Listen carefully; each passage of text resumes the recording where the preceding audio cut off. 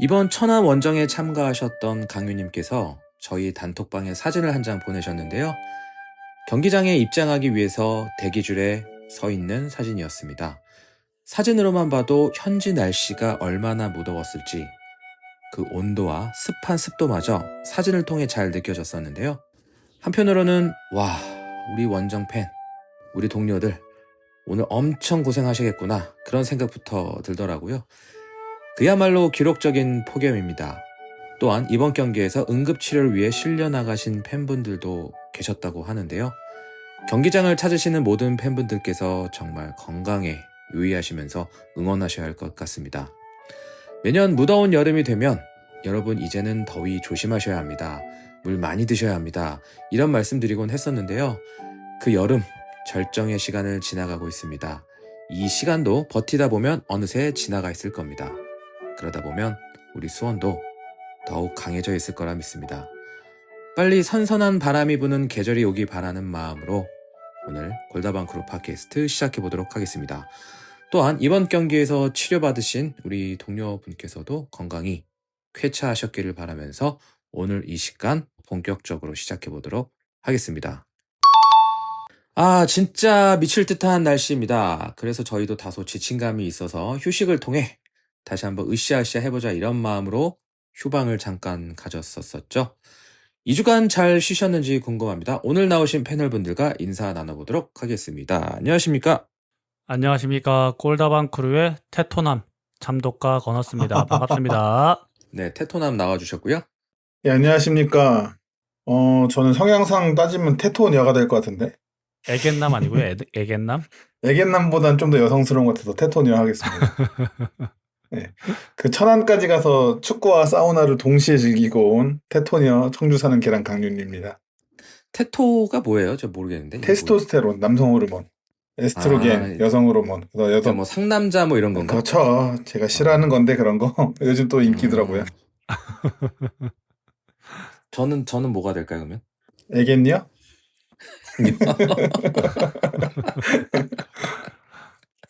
네, 좋습니다. 이제 2주 동안 우리가 휴방기를 가졌는데 다들 뭐하고 지내셨습니까? 네, 저는 뭐 자세히 말하기는 어렵지만 우리 골다방 패널분과는 이미 많이 공유했는데요. 새로 일을 시작했고요. 적응을 하는 중입니다. 이거 말이 나온 김에 조금 더 말씀드리면 제가 이제 일을 시작함으로 인해서 팟캐스트 녹음에 정기적으로 참여가 어려울 수도 있었었는데요. 다행인지 혹은 뭐 제가 나오는 것이 불편했던 분들에게는 불행인지 몰라도 당분간은 지속적으로 팟캐스트를 같이 할 수 있게 됐습니다. 저도 우리가 이렇게 만들어가는 것에, 이 팟캐스트를 같이 만들어가는 것에 애정이 굉장히 큰 편이라 같이 할 수 있게 돼서 너무 좋습니다. 네, 확실히 현실 이슈만큼 어려운 게 없는 것 같아요. 맞습니다. 그래서 그런 거 잘 이렇게 극복하고 오늘도 나와 주셨고요. 또 계속해서 한번 들어보죠. 네, 저는 뭐 한 주는 다들 아시다시피 혼자 팟캐스트를 진행했었고요. 그 다음 주는 애들이 방학을 하면서 애들이랑 놀아주느라 정신없이 일주일을 보냈던 것 같습니다. 그 와중에 이랜드한테 아주 처참하게 지면서 마냥 기분은 즐겁지 않았던 것 같은데요. 그나저나 우리가 3연승을 했는지 이제 그것 덕분인지는 모르겠지만 혼자 짧게 준비한 팟캐스트를 많은 분들께서 들어주셔서 이 자리를 빌어서 진심으로 감사하다는 말씀을 드리고 싶습니다. 네, 그나저나 정말 쉬자고 했는데 건어스님께서 저희도 모르게 정말로 사전에 협의 없이 전남전 리뷰 특별편을 제작을 하셨더라고요. 저희도 정말 깜짝 놀랐습니다. 혼자 그 전남전 승리에 수뽕 차오르셨던 거 아닌가 싶은데 아니 쉬라고 했는데 왜 일하신 겁니까? 그러게나 말입니다. 쉬었어야 되는데 제가 사실은 한 달 정도 전이었던 것 같은데 그때 제가 한창 일본어 팟캐스트를 자주 들었었어요. 제가 또 일본어 좀 하잖아요. 그래서 좋지죠. 제가 들었던 일본어 팟캐스트가 뭐 일본어 공부하시는 분들은 아시겠지만 일본어 능력 시험 이제 N2에서 N3 정도 실력을 가지신 분들을 위한 이제 그런 거였는데 되게 이제 나긋나긋하고 조곤조곤하게 얘기를 하는데 이게 머리에 팍팍 박히더라고요, 그 얘기가. 오, 예, 그래서 저런 팟캐스트 방송을 한번 해봤으면 좋겠다 싶어서 혹시나 3연승을 한다면 도전해 봐야겠다 했는데 진짜 3연승을 하더라고요. 예, 그래서 이제 나름 조곤조곤하고 나긋나긋하게 한다고 했는데 이게 어허. 뭐 들어보신 분들 아시겠지만 이 분위기가 사실 이제 3연승 하고 해서 막 시끄럽게 막 으악 하고 해야 되는데 이 조곤조곤하게 녹음을 하니까 이 너무 안 어울리더라고요. 그럴 그래서 수도 있죠. 네. 그래서 이제 편집을 하는 과정에서 이거 그냥 날려야 되겠다. 이게 너무 분위기가 처진다. 이런 생각을 많이 했었는데 뭐 녹음했는데 올려나 그치. 보자. 하고 올렸는데 버리긴 아까우니까. 반응이 생각보다 너무 좋아서 저도 좀 깜짝 놀랐었고요. 오, 저는 솔직히 말씀드리면 휴방을 하기로 했지만 이 변상환 감독이 첫 3연승을 했기 때문에 이 뭐라도 해야 되는 거 아니냐 이렇게 연락이라도 올 줄 알았는데 아무도 연락을 안 주더라고요. 이 두 분의 수봉이 좀 빠지신 게 아닌가 어허. 살짝 이런 생각을 좀 했습니다. 지미스님 어떻게 생각하시나요, 이거에 대해서? 뭐 많이 빠졌죠, 뭐. 네. 빠따 좀 맞아야 됩니다, 저희도. 아니, 근데 그 4연승을 위해서, 그러니까 4연승을 하면 또 이런 비밀리에 또 준비를 하셨었다가 아, 그쵸. 그냥 모같이 네. 멸망하는 바람에 그렇죠. 때려치셨죠. 준비를 하려고 했으나 그렇게 질 줄은 몰랐어요, 사실은. 맞아. 예. 그걸 현장에서 보고 왔다는 거. 죄송합니다. 네. 근데 지미스님도 결국에는 혼자 몰래 해버렸잖아요. 저도 모같이 망했기 때문에 네. 이게 이야기는 하지 않는 알고리즘이 걸로? 힘들더라고요. 너무 상처가 되는 걸로? 그래서 그냥 좀 그렇습니다. 그게 이 뮤지션들의 심정을 알겠더라고요. 아하, 스코어가 안 나올 때. 영화 감독들의 심정도 알겠고. 근데 그래도 이제 들어주신 분들 계셔갖고요. 감사할 따름이고, 아마 2탄은 없지 않을까. 오, 기대하신 분들이 꽤 많으셨던 걸로 같은데 잘 재밌게 들으신 분들이. 근데 이게 제가 약속은 약속이니까 근데 아직 팟빵 스코어를 몰라요. 우리 아직 한 달이 안 됐기 때문에 일단 좀 기다려보고 약속한 수치에 못 미치면 뭐 깔끔하게 너무 우울해지는데? 아니, 근데 이게 진짜 알고리즘이 쉽지 않더라고. 맞아요, 어려워요. 근데 저만 눈치 없이 신 건가 싶어가지고 이랜드한테 지고 패배편이라도 좀 올려야 되나 전 싶더라고요. 근데 그게 있어요. 강윤님은 잘 적응을 하셨어야 되는 시기였기 때문에 정말 재충전도 이거는 팟캐스트를 위한 길이다. 전 이렇게 생각을 했습니다. 그래서 충분히 쉬셨을 거라 생각하고 오늘 한 200%로 임해주시면 너무나 좋을 것 같습니다. 알겠습니다. 네. 다들 정말 재충전 하셨길 바라면서 이제 진짜 하반기 접어들고 있는데요. 패널분들의 각오 한번 듣고 이번 시간 시작해 보도록 하겠습니다. 각오 한 마디씩 해주시죠. 저는 이제 각오라기보다는 생각을 좀 전환하게 된 부분에 대해서 말을 하려고 하는데요. 네, 좋습니다. 어차피 우리는 아마추어니까 좀 아쉬울 수 있잖아요, 내용이. 그래도 정보는 전달해드려야 된다는 생각에 상당히 좀 진중하게 엄숙주의에 빠져 있었던 것 같은데, 할 수 있는 한 내용은 충실하게 준비하겠지만, 전하는 방식을 좀 가볍게 해봐야 되지 않겠나, 이런 좀 생각을 해서, 또 쉬는 시간 동안에 또 그런 발상의 전환을 고민을 좀 해서, 근데 이번 주는 또 진중하게 준비를 하긴 해버려서, 다음 주부터는 좀 더 제가 가볍게 어떤 뭐 드립이나 비유 같은 것도 좀 준비해보고 하려고 합니다. 기대되네요. 또 이번 주 준비한 내용이 그렇게 가볍지 않아요. 네, 초반 부분에 좀 어려워서 제가 다크한 부분이 좀 많기 때문에 하여튼 또 여러 가지 준비를 하신 것 같고요. 이어서 들어보겠습니다. 네, 저는 강윤님과 반대로 좀 더 진중하게 준비를 해야 되겠다라는 생각을 제가 개그를 했는데 담당하고 여기서 더 다크해지면 어떻게 되는 거죠? 뭐 그렇다기보다 일단 저는 하반기에는 직관을 최대한 좀 갈 생각이고요. 그리고 이제 전술적으로도 좀 공부를 해서 들으시는 분들이 우리의 팟캐스트를 들으면 경기에 보는 눈이 좀 더 이제 트일 수 있는 그런 좀 준비를 나름 해야 되겠다. 이런 생각을 좀 했고요. 직관기나 팟캐스트 외에도 뭐 여러분들이 즐길 수 있는 그런 컨텐츠 개발이라든지 이런 것도 한번 좀 고민을 해봐야 되겠다. 맞아요. 그런 생각을 좀 하고 있습니다. 또 저희가 이야기하고 있는 부분이죠. 아직 뭐 오픈할 단계는 아니지만 여러 가지로 건너스님도 의욕을 갖고 준비하고 계시는 게 있기 때문에 기대를 한번 해보도록 하겠습니다. 좋습니다. 네. 하여튼 두 분 다 아주 그냥 오늘 200%로 임해주실 거라 믿고요. 본격적인 이야기 시작해보도록 하겠습니다. 하필이면 저희가 잠깐 휴방하는 동안 뭔 이슈들이 이렇게 많이 생겼는지 날씨도 더워서 숨도 못 쉬겠는데 이슈들마저 많이 생겨서 호흡을 못 따라갈 뻔했습니다. 먼저 이번 여름 이적 시장을 통해 박승수 선수가 뉴캐슬 이적을 확정지었습니다. 하필이면 또 뉴캐슬이 방한하면서 프리시즌 매치를 치렀는데 이때 데뷔 무대까지 또 수원 우리 안방에서 빅버드에서 데뷔 무대를 가졌는데요. 뭐 각 패널분들의 의견 여러 번 했었지만 그래도 한번 마무리하는 차원에서 이야기 한번 나눠보겠습니다. 네, 일단 뉴캐슬이 우리나라에 처음으로 왔다고 해요. 그래서 네, 100몇 년 만에. 오랜 기간 동안 뉴캐슬을 응원하셨던 분들 입장에서는 정말 행복한 시간이지 않았을까라는 생각을 했고요. 그 토트넘이랑 뉴캐슬이랑 경기를 하는데 그 응원가가 막 울려 퍼지는데 되게 좀 저까지 약간 이렇게 약간 감동이 되는 그런 어허. 되게 감동스러웠어요. 그분들 입장에서 얼마나 그 시간이 행복했을까 이런 거를 좀 같은 축구 팬의 입장으로서 느끼다 보니까 그렇게 좀 있었고요. 축구인이야? 축구 팬의 입장. 축구인이죠, 뭐. 축구 즐기니까 우리 모두 축구인이죠. 조축인입니다. 조축인.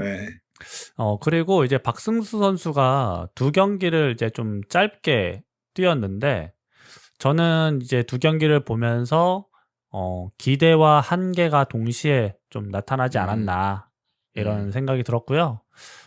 개인적으로는 1군에서 훈련을 하면서 임대 가지 않고 뭐 컵 대회라든지 아니면 이제 하위권 팀들과의 경기에서 짧게나마 출전하는 모습을 보고 싶기는 한데요. 뭐 현실적으로는 매우 또 어려울 것 같고 또 한창 뛰어야 하는 나이니까 유스팀에 소속이 되거나 아니면 하브리그로 임대를 가는 게 낫지 않을까라는 생각도 드는데요. 뭐가 되었든 후회 없는 선택을 해서 좋은 그 해외 생활을 했으면 좋겠습니다. 뭐 예전과는 좀 다른 스탠스로 또 좋게 말씀을 해주셨는데 강유님도 또 이어서 계속 해주시죠. 네, 아직 덜 염은 선수이기 때문에 기대보다는 걱정이 되는 게 사실이고요.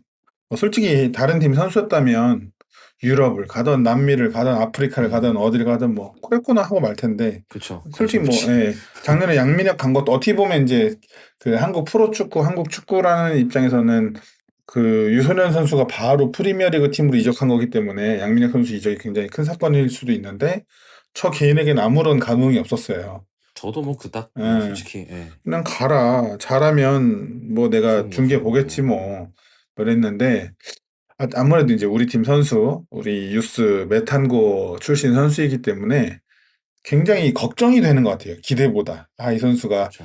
고생하면 어떡하나, 상처받으면 어떡하나, 막 이런 생각 때문에. 약간 부모 입장처럼.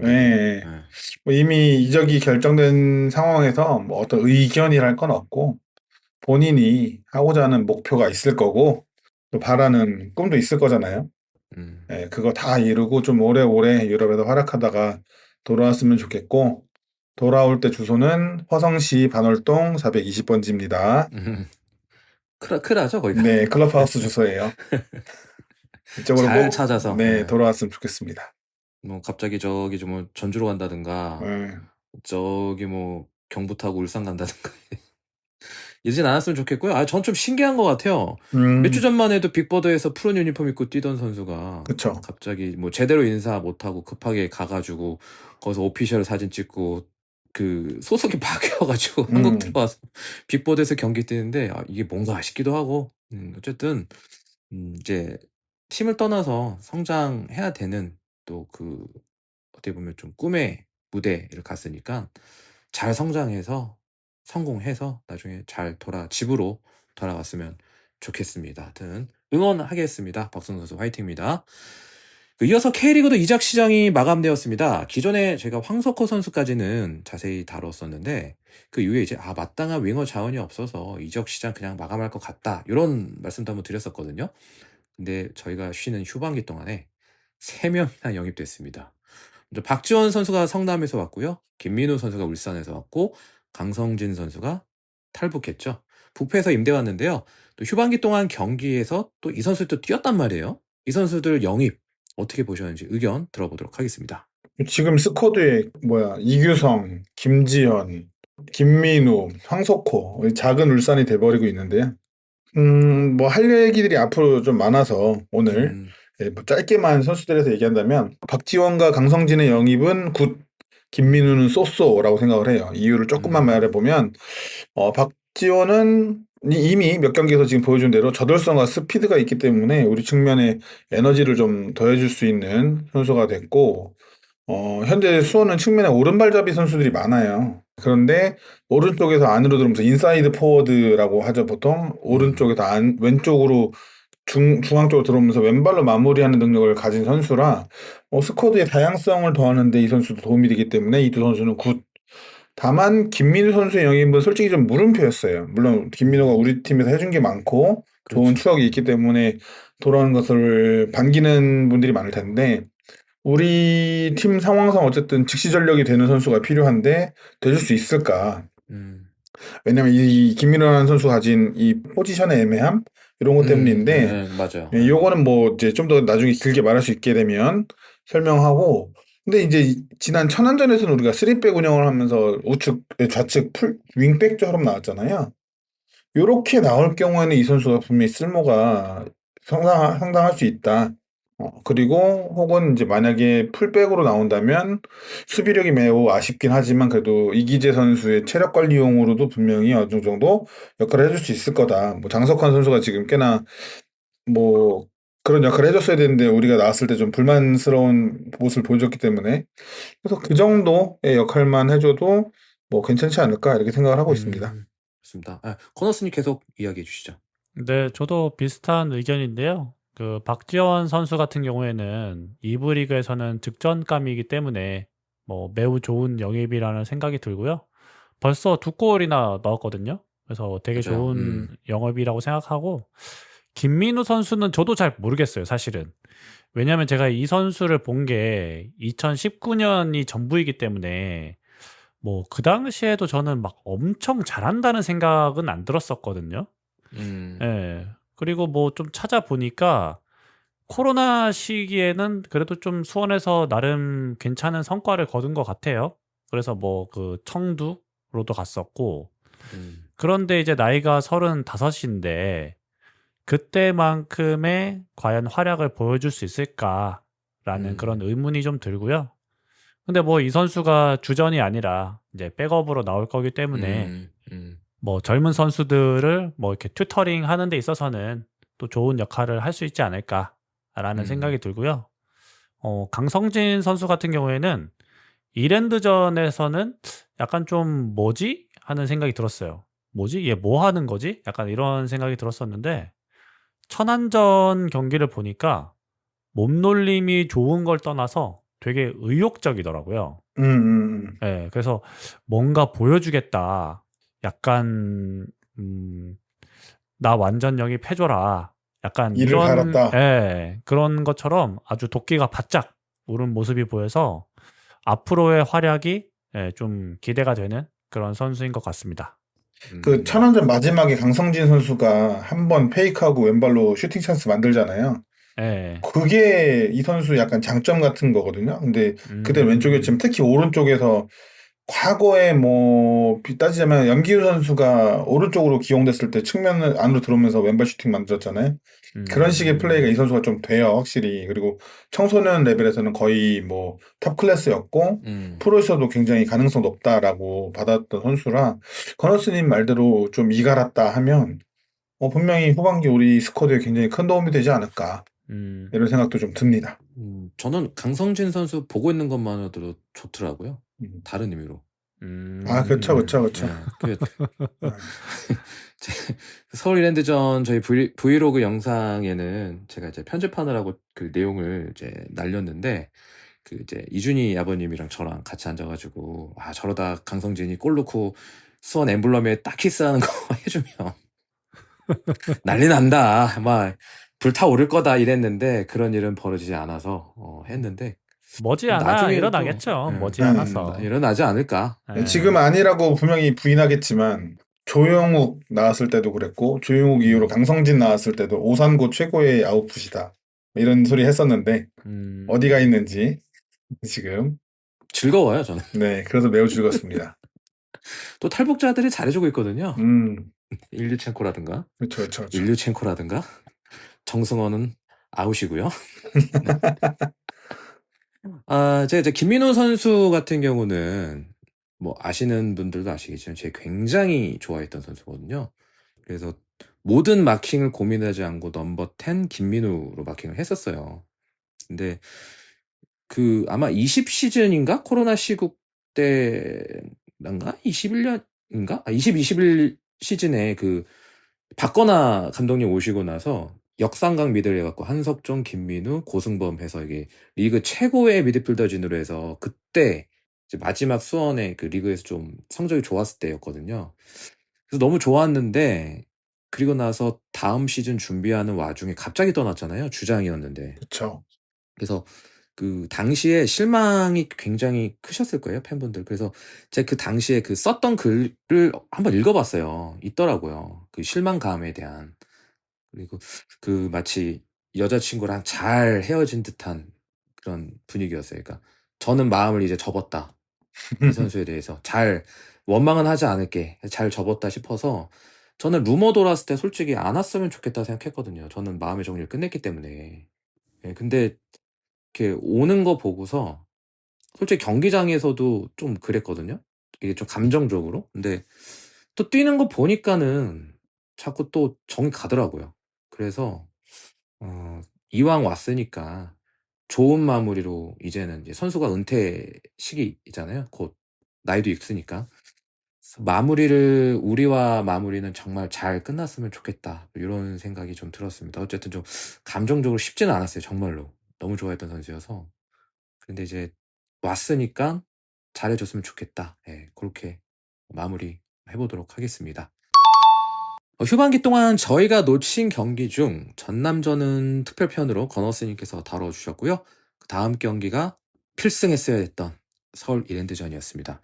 이거 무조건 이기고 가야 하는 경기였는데 결과가 너무나 좌절스러웠습니다. 경기 자체가 더위 먹은 거 아니냐는 비아냥도 있었는데, 이 경기에 대한 총평 각자 간단하게 해주시고 또 짚어보고 넘어가면 좋을 것 같네요.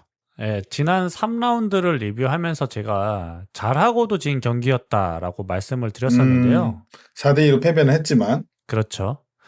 이번 경기는 기록만 보면 지난 경기처럼 잘하고도 진 경기처럼 보이지만 사실은 완패라고 봐야 할 것 같고요.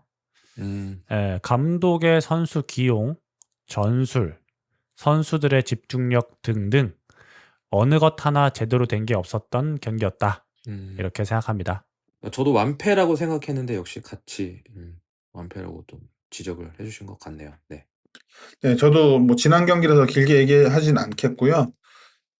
수원은 했던 것을 반복했고 이랜드는 새로운 것을 준비했는데 이 준비의 상성이 완벽하게 엇갈리며 수원이 저도 완패했다라고 봤어요. 근데 수원을 위해서 조금만 변명을 하자면 인천에게는 패배했지만 그래도 3연승을 달렸잖아요. 그렇기 때문에 해오던 것을 그대로 할 수밖에 없었고 5경기 연속으로 승리가 없었던 이랜드는 새로운 시도를 할 수밖에 없었다. 그러니까 서로의 그 준비가 타당한 당위성이 있는 준비였는데 그 준비의 상성이 일단 맞지 않았던 게 수원한테 굉장히 뼈아팠다라는 거. 그러니까 하나만 더 그냥 제 사견은 우리가 어쨌든 여름 이적 시장에 적지 않은 선수들을 영입했잖아요. 한 4명 정도. 네. 그 선수들을 다 포기하고 구성윤 하나 영입했으면 달라지지 않았을까. 뭐 이런 생각까지는 좀 해봤습니다. 그거 저도 그 생각했는데. 그죠. 미안, 그러니까, 아, 얘기하기 좀, 양용모 선수를 좋아하시는 분들도 죄송하지만, 저도 좋아합니다. 네, 구성현 선수 정도 되는 클래스의 골리가 있었다면 그러니까요. 좋지 않았을까. 좀 그 생각 계속 들더라고요. 역으로 노동건이 나쁘지 않았는데도 구성현이 오니까 수비 라인의 단단함이 달라지긴 하더라고요.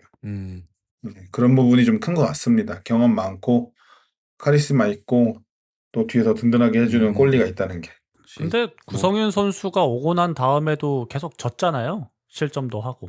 그렇기 때문에 뭐 굳이 구성윤 선수가 뛰어나다 이런 건 아닌 것 같고, 저는 굳이 꼽자면 지난번에 저희가 살짝 얘기했었는데 권경원 선수를 영입했으면 어땠을까? 아, 권경원도 분명히 오히려 그럼 우리가 제가 계속 그랬잖아요. 공경원 정도의 클래스 있는 센터백이 있어야 된다고. 그러면 저희가 아마 한 5실점은 덜 하지 않았을까.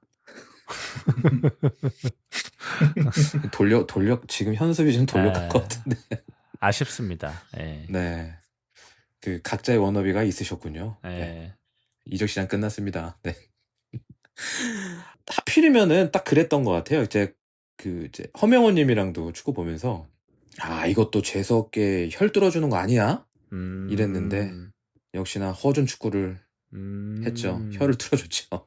허명호님 때문에 상대는 제가 입을 그날 입방정을 좀 떨어가지고 저 때문에 진 게 아닌가 싶으면서 앞으로 좀 그 입단속을 좀 스즈메 문단속이 아니라 지미스의 입단속을 좀 할 수 있도록 하겠습니다. 그날 패배는 저의 탓이 아닐까 좀 그런 생각을 좀 해봤습니다.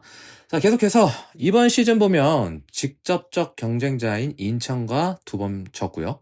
서울 이랜드와도 2번 다 졌습니다. 공교롭게 이번 시즌 당한 패배는 모두 이 두 팀들에게만 지금 패배를 당하고 있는데요. 물론 순위표 자체만 놓고 보면 결코 우리 팀이 좀 부진하다고 볼 수는 없는 상황이에요. 하지만 직접적인 경쟁팀 상대로 우리의 운명을 스스로 결정할 수 있는 여건을 만들어 놨어야 했는데 그게 좀 너무 아쉽습니다. 또 그것 때문에 비판의 목소리도 나오고 있거든요. 현재까지 모습을 종합적으로 봤을 때 지금 우리의 코칭 스태프, 즉 감독님에 대한 의견도 꽤 분분한 것도 사실이거든요. 이 부분에 대해서도 한번 이야기 나눠보도록 하겠습니다. 제가 이 질문을 보고 들었던 생각은 왜 우리가 뭐라고 하죠? 그 심리조사 같은 거 하면 이제 질문에 따라서 예스나 노로 이렇게 가면 또 예스로 대답했을 때는 다음 질문이 이어지고 노로 갔을 때는 또 다른 질문으로 이어지고 그런 이제 심리 테스트 같은 거 있잖아요. 질문지. 약간 그런 게 딱 생각이 들더라고요. 그러니까 뭐 예를 들면 변성환 감독이 좋은 감독인가 하면 뭐 대체적으로 예스라고 많이 선택을 하시겠죠. 그러면 변성환 감독이 능력이 있는 감독인가 하면 뭐 저는 노에 좀 가깝다고 생각을 해요. 지금까지 보여준 거에 비하면. 그렇다면 시간이 지나면 더 잘할 감독인가 하면 또 예스로 가겠죠. 변성환 감독을 교체해야 된다고 생각하는가? 만약에 예스로 갔을 때 그러면 변성환 감독 이상의 감독을 지금 당장 데려올 수 있는가 하면 또 노가 될 거란 말이죠. 그러니까 이게 약간 현재 상황에서는 결론을 낼 수 없는 그런 이제 약간 합의가 되지 않는 그런 주제라고 저는 좀 생각을 하고요. 다만 우려는 좀 확실한 것 같아요. 약간 좀 일관되지 못한 경기력. 물론 이제 유럽의 초강팀이라고 불리는, 그러니까 우리가 이름만 들어도 알 수 있는 그런 팀들도 모든 경기를 다 압도적으로 이기지는 못하잖아요. 그렇죠. 뭐 꾸역승 할 때도 있고 뭐 질 팀이 아닌 팀한테 발목 잡히기도 하고 또 갑자기 상대가 막 각성을 해가지고 두들겨 맞기도 하고 이제 그런단 말이죠. 그런데 이제 몇몇 경기를 제외하면 대체적으로 나머지 경기들은 되게 비슷한 양상을 보이면서 이기거든요. 그러면 과연 우리는 이라고 이제 생각을 해보면 이제 그런 경기력의 일관성이 이제 없다는 거죠. 특히나 뭐 지금 현재 실점은 좀 말이 안 된다고 생각을 하고요. 뭔가 준비된 승리라기보다 이 선수들의 체급으로 이겼다는 느낌도 좀 많이 들거든요. 물론 부인할 수 없는 부분이죠. 그래서 좋은 감독이 있으면 뭐 누구나 인정할 만한 그런 명장을 우리가 데려올 수 있으면 뭐 저는 교체를 당연히 해야 된다고 생각해요. 근데 이제 그러질 못하니까 음, 그리고 시간만 더 주면 뭐 경험이 좀 더 쌓이면 더 잘할 걸 아니까 지금 상황에서는 약간 이러지도 저러지도 못하는 그렇죠. 그런 상황이지 않나라는 생각이 들고요. 뭐 근데 또 최근 경기를 보면 저는 또 비판을 당연히 받을 만하다라고도 음. 생각합니다. 그러니까 이런 감정도 있고 저런 감정도 이게 지금 다 틀린 얘기가 아니라서 공존하시는 것 같네요. 그죠? 그렇죠. 그러니까 한두 음. 경기를 못하면 야 역시 변성환 감독으로는 우리가 승격하더라도 내년엔 답이 없어라는 생각이 들다가도 또 한두 경기 굉장히 또 잘해가지고 뭔가 번뜩이는 전술로 승리를 하면 야 이게 조금만 더 기다리면 될 것 같은데 명장 키워내게 될 것 같은데 약간 또 이런 생각이 든단 말이죠. 그러니까 이제 약간 경기 한 경기의 결과에 따라서 약간 이제 갈팡질팡하는 이러지도 못하고 저러지도 못하는 맞아. 아마 많은 분들이 그러시지 않을까 싶어요. 이게 왜 그러냐면요. 우리가 분명히 그러니까 좀 독보적인 2위를 달리고는 있지만 지금 1부 리그 그 강등권 싸움 보면은 뭐 솔직히 대구가 좀 유력하잖아요. 다이렉트는. 그렇죠. 근데 그 위로는 지금 보니까 영입도 무섭게 했고 요 상승세에 타고 있는 팀도 있고 해서 만약에 11위랑 우리랑 붙는다? 그러면 솔직히 조금 걱정되는 마음도 있거든요. 과연 맞아요. 그 승부처에서 우리 감독님이 이거를 이겨낼 수 이겨낼 수 있을까? 있을까? 예. 그래서 좀 이런 비판의 목소리도 저는 좀 이해는 가요. 강현님께서도 한번 계속 이야기 한번 해주시죠. 예. 네. 이 부분에 대해서 이야기를 한 번 더 해보자라고 제시한 게 일단 저였는데요. 전에도 비슷한 얘기를 한 번 했던 적이 있었고, 그때도 좀 짧지만 어쨌든 했던 얘기들이 있어서 그거를 조금 더 가져와서 제가 좀 풀어보고 싶어서 얘기를 해보자 했던 거고요. 이랜드전 패배 이후에 이런 얘기를 했으면 좀 설득력이 없을 수도 있는데 다행히 천안전을 이기고 나서 하는 거라 우리가 단지 경기 이기고 지는 거에 감정적이지 않다는 거 그 부분만 좀 많이 생각하시면서 얘기해 주시면 좋을 것 같고 들어주시면 좋을 것 같고요. 저는 이제 변성환 감독뿐 아니라 우리 코칭 스태프 전체에 대해서 좀 생각을 해봐야겠다. 물론 그 수장이 변성환 감독이기 때문에 대표성을 띠고 가장 크게 비판과 질타를 받는 것도 맞기 때문에 그것도 맞지만 우리 코칭 스태프 전체가 어떨까라는 생각인 겁니다. 그리고 건호스님이 말씀하신 대로 저도 굉장히 공감하는 게 어떤 경기 잘하면 그래도 이런 거 보면 좀 기대할 만한데 싶다가도 뭐 이랜드전 같이 완벽하게 그냥 밀리는 경기 보면 아 이게 초보 감독의 한계인가 이런 생각이 들면서 답답해지잖아요. 그래서 그렇죠. 경기 하나하나에 오르락 내리락 하기보다는 최대한 객관적인 평가를 해본 이후에 어떠한 입장을 좀 정하는 게 좋지 않을까라 해서 그 입장 정하는 데 도움이 되고자 이런 얘기를 좀 해보는 겁니다. 그래서 이제 변성환 감독부터 좀 살펴보면 지도자 경력이 한 10년 반 정도 되더라고요.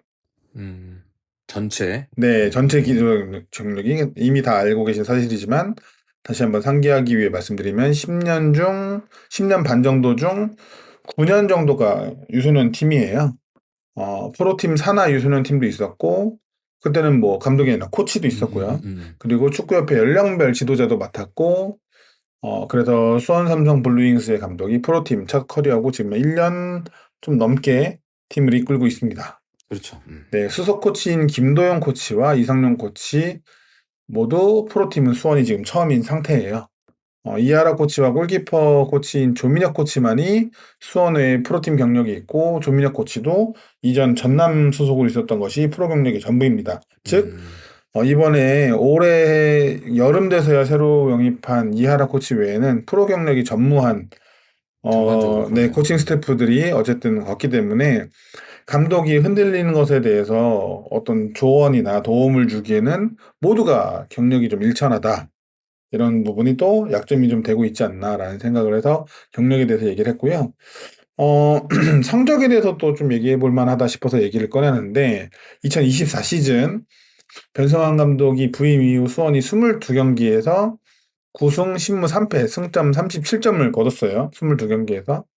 스쿼드에 아쉬움이 분명히 있던 팀이었던 것도 사실이고 그래서 변 감독이 훈련에서 하던 걸 왜 필드에서 못하냐고 그러면서 화도 화를 많이 주죠. 냈죠. 예. 네. 근데 그게 뭐 어떤 분들은 그거를 참 바보 같은 소리다라고 비판도 했지만 당연히 훈련 때 상정해놓고 하는 거하고 실전에서 경기에서는 다를 수 있으니까. 그렇지만 그게 정말 구현이 안 되는 스코어였기도 했기 때문에 그 답답함을 이해할 수도 우리가 있었습니다. 올해는 지금 딱 좋은 시점인 게 비슷한 시점이에요. 23경기에서 14승 5무 4패 승점 47점을 기록하고 있어요. 확실히 무승부가 줄고 승리가 횟수가 늘어서 승점도 늘었는데 작년에는 22경기에서 3패를 했는데 올해는 벌써 4패를 4패를 했죠. 기록하고 있다는 게 확실히 좀 아쉽습니다. 지난해에 비하면 25시즌, 올 시즌은 훨씬 더 양질의 스쿼드가 됐고요. 양질을 넘어서 현재 K리그2 최고의 스쿼드라고 해도 손색이 없습니다. 당장 지난 천안전에서만 뛰었던 국내 선수들만 해도 김지현, 이민혁, 이규성, 권한규, 이기재, 이건희, 최영준, 김민우 등 당장 일부에서 주전 경쟁이 가능한 정도의 선수들이다. 꽤 라고 할 있어요. 정도로 네. 사실이에요. 할 수 있고 그런데 이런 스쿼드를 가지고도 가장 중요한 승격 경쟁 상대인 인천에게는 모두 패했고 지난해부터 완벽하게 천적으로 자리 잡은 이랜드에게도 모두 패했습니다. 이길 팀들은 이기고 질 팀들한테는 졌다. 뭐 이렇게 보이기도 할 수 그렇게 있는 보이죠. 네. 상황인데요. 이것을 통해서 이제 뭐 여러 커뮤니티나 여러 의견에서 변성환 감독은 스쿼드발로 경기를 한다라고 음, 비판을 해요. 그런 평가도 있죠. 네, 건호스님이 좀 전에 말씀하셨던 스쿼드의 힘으로 경기를 이겨낸다라고 체급으로. 했던 체급으로 그 부분이 어느 정도는 할 수 있죠. 스쿼드발이기 때문에 이길 팀은 이기고 질 팀한테는 진다. 스쿼드발이 안 통하는 팀한테 진다. 근데 저는 이 스쿼드빨이라는 말이 어쨌든 비하의 표현이긴 한데 비판할 일인가 싶은 생각부터 일단 있어요. 뭐 일예로는 지난해 울산을 우승시켰던 그 스쿼드빨이 분명히 있는데 지금 4위 스플릿에 머무르는 성적이 되었죠. 그래서 감독이 교체됐죠. 그렇죠. 네, 그 김판공 감독은 스쿼드빨도 못 받는 감독이었고요. 또 스쿼드가 굉장히 좋았다라고 했던 매수가 강등권 싸움까지 했던 건 또 단 페트레스쿠 감독 시절이죠. 그럼 그때도 굉장히 스쿼드는 좋았는데 스쿼드빨도 못 받았던 감독이잖아요. 결국 저는 스쿼드빨이라도 받을 수 있는 감독이면은 양호한 감독이다. 혹은 꽤 괜찮은 감독이다라고 생각을 해요. 왜냐면 그 스쿼드의 힘 자체는 낼 수 있다라는 거잖아요. 그렇죠. 네. 그것보다도 못 내는 감독의 감독들도 많기 때문에. 그래서 이게 부정적이라고 보지는 않습니다. 그것을 한 번 더 확인해 보기 위해 지난 시즌 우승으로, K리그2 우승으로 자동 승격한 FC 안양과 비교를 해보면, 안양은 2024 시즌 25라운드까지인 이유는 휴식 라운드로 인해서 2라운드를 쉬었기 때문에 25라운드지만 23경기를 치렀거든요. 25라운드까지 23경기에서 14승 4무 5패, 46점의 승점이었어요. 올 시즌 우리와 비교하면 1점이 낮죠. 같은 경기 수라고 봤을 때. 즉, 작년이었으면 아슬아슬하게 1위를 달렸을 성적이다라는 거예요. 그러니까 성적 자체로만 보면 분명히 호성적을 거두고 있는 게 사실이다. 비교를 그렇죠. 또 하자면. 순위표를 보면 네네네. 어쨌든 지금 2위고요. 아마 23시즌과 비교해도 굉장히 좋은 성적을 거두고 있는 걸로 저는 알고 있습니다. 우리가 아쉬움을 느끼는 것은 결국 아까도 말했지만 인천이 현재 K리그2에서 독주를 하고 있고 우리가 그것을 제지하기는커녕 인천에게도 승점을 주고 이랜드에게마저도 발목을 잡히고 있기 때문인데요. 지난해 부임했던 현 코칭 스태프가 강한 전방 압박과 빠른 사이드 공격으로 강한 인상을 남기면서 우리에게 좋은 평가를 받았습니다. 뭐 전술적인 얘기를 조금 해보려고 하는 건데, 근데 결국 이것이 상대팀에게 파악이 되자 내려서서 수비를 강조하는 실리적인 운영으로 돌아섰고, 그게 어느 정도는 성과를 봤지만 결국 플레이오프도 진출 못하는 결과가 났죠. 올 시즌 초에도 전방 압박과 높은 위치에서 탈취 후 역습이라는 스타일을 다시 시도했어요. 스쿼드가 좋아졌으니 이게 더 통할 거다. 근데 결국엔 3경기 만에 실패를 했죠. 그렇죠. 네. 그리고 다시 어느 정도 내려서서 밸런스를 찾는 스타일로 바꿨고요. 그렇기 때문에 전술적 능력이 좀 판단하기 어려울 수가 있어요. 좋게 말하면 실수 있는 것을 재빠르게 수정해서 보완할 수 있는 능력은 갖췄다라는 것과 또 나쁘게 말하면 스쿼드를 제대로 어쨌든 파악하지 못하고 자신이 바라는 이상향식의 전술을 너무 선수들에게 억지로 주입했다. 이렇게 두 가지로 평가를 할 수 있는 거죠. 그러니까 이것도 참 애매합니다. 양과 음이 분명하게 나눠져 있어서. 그래서 전술적 능력을 비판할 수는 있어요. 그렇지만 이 능력이 훌륭한 코칭 스태프라고는 할 수는 없으니까. 그렇지만 이것을 폄하하는 전술적 능력이 없어라고 폄하할 정도의 아주 그건 나쁜 아니다. 그런 건 또 분명히 아니라는 거죠. 이 명장이라고 손꼽히는 감독들은 자신들만의 특색 있는 새로운 걸 창조해내거나 혹은 그 부분적으로도 획기적인 아이디어를 내놓기에 칭송받고 또 그것이 결과로 이어집니다. 지금 우리의 코칭 스태프들은 그러지는 못하고 있어요, 확실히. 하지만 이미 있는 전술들 중에서 그래도 성적이 낼 수 있는 것들로 팀을 꾸려서 전술적인 형태를 갖추고 있긴 합니다. 음, 이게 결국에는 경험의 영역일 수도 있고 감독 아까 건우스님이 말한 것처럼 감독을 좀 더 지켜봤을 때 기회를 줬을 때 더 발전할 수 있는 영역이 될 수도 있기 때문에 이 부분도 평가하기가 굉장히 좀 어려워요. 그래서 잘하냐 녹하냐를 보고 평가하라고 그러면 잘하는 게 맞지만 저도 비슷한 얘기로 결국 돌아오는데 우리의 기대에는 못 미치고 있는 것 또한 결국에는 사실입니다. 특히 이제 변성환 사단이라고 부르는 게 좋겠죠. 이 그렇죠. 코칭 스태프들을 작년에 변성환 사단이 부임했을 때 그리고 올 시즌 지금의 팀이 꾸려진 뒤 가졌던 기대를 생각하면 확실히 그에 비해서는 못하고 있고요. 요렇게까지 하면은 우리가 여태까지 계속 고민하는 지점에 대해서 이제 나아갈 수 없는 어떤 결과가 나온 거죠. 잘하나 못하냐 하고 있으면 잘하는데 그게 만족스럽냐 못하냐 하면 만족스럽진 않다라는 결론이 나니까. 그러면 이것을 가지고 우리가 어떤 액션을 취할 수 있느냐를 고민해야 된다. 고민해 볼 수 있다라는 게 제가 이제 이 말을 꺼낸 핵심이고 그 앞에 위해서 설명한 거예요. 어떤 결정에는 인과가 필요합니다. 그 인과가 그 결정의 명분을 만들고요. 이 말을 이해하시는 분들은 지금 딱 제가 무슨 말을 하고 싶은지 바로 이해를 하셨을 테고 좀 어려우신 분들을 위해서는 뭐 설명을 해드리자면 타당한 이유가 있어야 그 이유에 따라서 어떤 결정을 내릴 수 있다는 거예요. 이렇게 이것도 최대한 제가 이제 직접적으로 얘기하지 않기 위해서 말하는 건데 어쨌든 변성환 사단이라고 할 수 있는 지금의 코칭 스태프들은 분명한 약점이 있어요. 또 그에 비해서 분명한 장점도 있는 지도자들입니다. 많은 지지자 우리 동료들이 바란 다이렉트 승격이 지금 시점에서는 뭐 녹록해 보이지 않는 것도 사실이에요. 그것만으로는 그래도 감독의 거취를 결정할 명분을 얻기는 어렵다라는 겁니다. 제가 말하고 싶은 핵심은 명분 없는 결정들이 우리 팀을 어떻게 만들어 왔는지는 최근 2, 3년간의 우리 팀의 결정들을 보면서 우리가 느껴왔잖아요. 그렇죠. 네.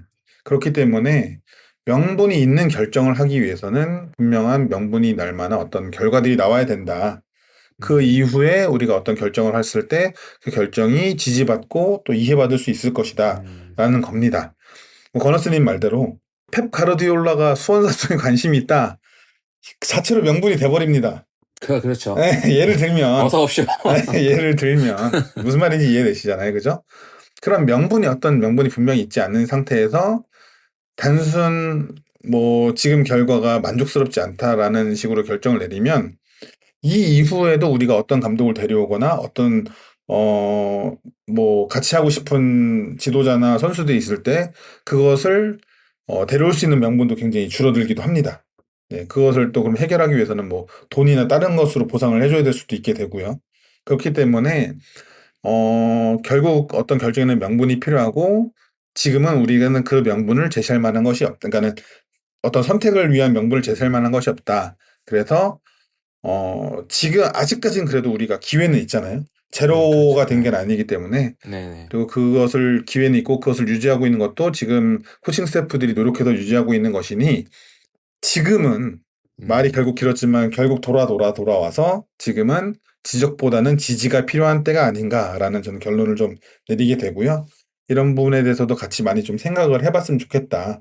단순 오늘 경기 졌어 기분 나빠 잘라 라는 건 너무 단순한 생각이지 않을까. 우리가 애정하는 이 축구팀에 대해 얘기를 할 때 이런 얘기를 좀 하고 싶어서 긴 얘기를 하게 됐습니다. 네. 두 분 다 아주 좋은 이야기를 해주셨고요. 그러니까 결론은 비슷한 것 같거든요. 그러니까 지금 그려지는 그림이 뭔가 어설프긴 해요. 예. 그러니까 우리 팀도 지금 경험 부족으로 성장해 나가는 느낌인데 감독님도 경험 부족으로 인해서 고생하면서 같이 성장해 나가고 있는 느낌이 좀 들거든요. 그러니까 이거를 지금 뭐 수장을 바꾸기에는 좀 너무 늦었다는 생각이 좀 들어요. 저도. 그리고 우리가 앞으로 나아가고 있지만 여기저기 많이 공격받고 또 찔리면서 피 흘리면서 전진하는 기분이거든요. 여기서 그 피 흘린다는 거는 우리의 그 기대하지 않았던 결과가 나온다든가 가끔씩 그다음에 또 팬들의 비판도 있다든가 이렇게 맞아가면서 근데 결국 중요한 거는 계속해서 앞으로 나아가고 있다는 점이 중요한 것 같아요. 그래서 이 경험들이 빛을 발할 수 있는 시간이 좀 빨리 찾아왔으면 좋겠고요. 더운 날씨에 코칭 스태프들도 고생 많이 하실 텐데 건강 잘 챙기시고 시즌 끝났을 때는 정말 다 같이 어깨 동무하고 같이 웃었으면 좋겠습니다. 네, 이제 마지막 이슈 사항입니다. 휴방 기간 동안에 제일 열받았던 건데요. 빅버드 잔디가 벌써 망가졌다. 회복이 불가한 수준이다. 그런 뉴스가 나왔어요. 작년 잔디 공사 때문에 우리 또 팬들이 그 고생하면서도 참았는데 용인으로 경기를 보러 갔으니까요. A매치도 여기서 잡고 유럽팀 프리매치도 여기서 잡고 동아시아 대회도 여기서 활용하고 물론 잔디가 좋은 구장으로 이렇게 활용하고 싶은 마음은 알겠지만 잔디도 쉴 틈을 줘야 되는데 이거 리그 일정까지 너무 타이트해서 걱정했는데 역시나 했습니다. 정말 이거 한마디 해야 할 것 같은데요. 네, 이게 정확한 건지는 모르겠지만 빅버드 잔디 공사하는데 15억이 들었다는 기사를 제가 본 것 같아요. 예, 근데 15억이 단 6개월도 안 돼서 증발했거든요. 심각하게 문제가 있는 거고요. 뭐 국제 대회를 우리나라에 유치하는 건 좋은 일이죠. 좋은 일인데 그러면 장소나 일정을 정할 때 뭐 구장 환경이라던가 리그 일정이라던가 이런 걸 고려해야 되잖아요. 예, 그런데 그런 고려가 전혀 없었고 뭐 말은 협조라고 하지만 사실은 그냥 방 빼라라는 거였잖아요. 이런 과정 때문에 국제대회의 유치가 뭐 우리나라의 축구 발전 뭐 이런 것보다는 정몽규 회장의 치적을 채우기 위한 게 아니냐 이런 의심을 살 수밖에 없는 거고요. 이 여름이 되면 장마와 폭염 때문에 가뜩이나 잔디 상태가 안 좋아지는데 이렇게 경기를 타이트하게 잡아버리니까 뭐 그냥 잔디를 죽이겠다 뭐 이런 의도라고밖에 볼 수 없을 것 같고요. 이제 보세요. 뉴캐슬이랑 K리그 팀이랑 경기 했었잖아요. 네. 잔디 상태가 아주 엉망이었습니다. 그런 기사가 막 쏟아지고 막 그랬는데 이 국제적인 망신이 아닌가라는 생각이 들었거든요. 이러면은 다른 팀들이 내년에 한국 오려고 할까요? 괜히 잔디 안 좋은데 와서 했다가 주축 선수 부상 당하고 이러면 부상, 안 올 거 아닙니까? 예, 그래서 이런 일들을 할 때 제발 좀 생각을 좀 하고 일들을 했으면 좋겠다라는 생각이고요. 뭐 이건 좀 다른 얘기긴 한데 K리그 인기가 계속해서 올라가면서 각 구단에서 팬들을 유치하기 위해서 많은 노력들을 하고 있잖아요. 뭐 그렇죠. 팬들도 주변에 있는 지인들을 한 명이라도 더 데려가려고 그런 노력을 하고 있는데 그 결과를 우리 몽규 형께서 자기 치적인 양 가져가지는 않았으면 좋겠습니다. 네. 제가 궁금한 게 있는데 이 K리그 올스타에 단 한 명도 배출하지 않는 팀의 홈구장에서 K리그 올스타 경기를 치르는 저희가 뭔지 모르겠어요. 아니 구장도 많고 이해가 안 되더라고. 아니 뭐 독립구장들도 많고 많잖아요. 근데 굳이 수원 월드컵 경기장에서 하는 이유를 잘 모르겠습니다. 그 천안공사 그거 왜 했는지 모르겠어요. 그러니까요. 계속해서 한번 또 들어보겠습니다. 네. 얘기하면 머리 아프고 짜증나는 일인데 이번에 제가 천안 원정을 가서 보니까 잔디가 굉장히 좋더라고요. 천안 잔디 좋기로 네. 유명하잖아요. 거기다가 잠깐 찾아봤더니 천안 종합운동장이 26,000명을 수용한대요. 근데 한일 전에도 2만 명이 안 왔었잖아요, 그죠? 그럼 천안 종합운동장에서 충분히 소화가 가능한 경기였다. 제가 그 국가대표팀 경기를 잘 안 봐요. 재미가 없고 좀 흥미가 없습니다, 저는. 근데 그래도 과거 이제 염기훈 선수가 활약했던 동아시안컵 이 한일전 같은 경우는 굉장히 재밌게 봤고 우리 선수가 있으면 열심히 보는데 그래서 동아시안컵이 한국에서 하면 한 번은 가서 봐야지라는 생각이 분명히 진짜로 있었어요. 음. 어쨌든 국내에서 펼치는 A매치고 분명히 우승이 정해지는 컵대회니까. 근데 우리 팀 선수가 없는 건 둘째치고 빅버드에서 한다고 하고 막 이러니까 전혀 관심이 안 가고 아예 중계도 거의 안 봤거든요. 저도 안 봤어. 한 경기도 안 봤어요. 네. 근데 한일전도 18,000명 왔다고 그러죠. 2만 명도 안 왔다고 그러고 흥황참패였고 그리고 제가 아무리 관심이 없다고 해도 꽤 큰 대회니까 홍보를 잘했으면 뭐 어디든 노출돼서 볼만한 그 내용을 알았을 텐데 중계하는 쿠팡 플레이 외에는 아무 군데에서도 노출이 안 돼요.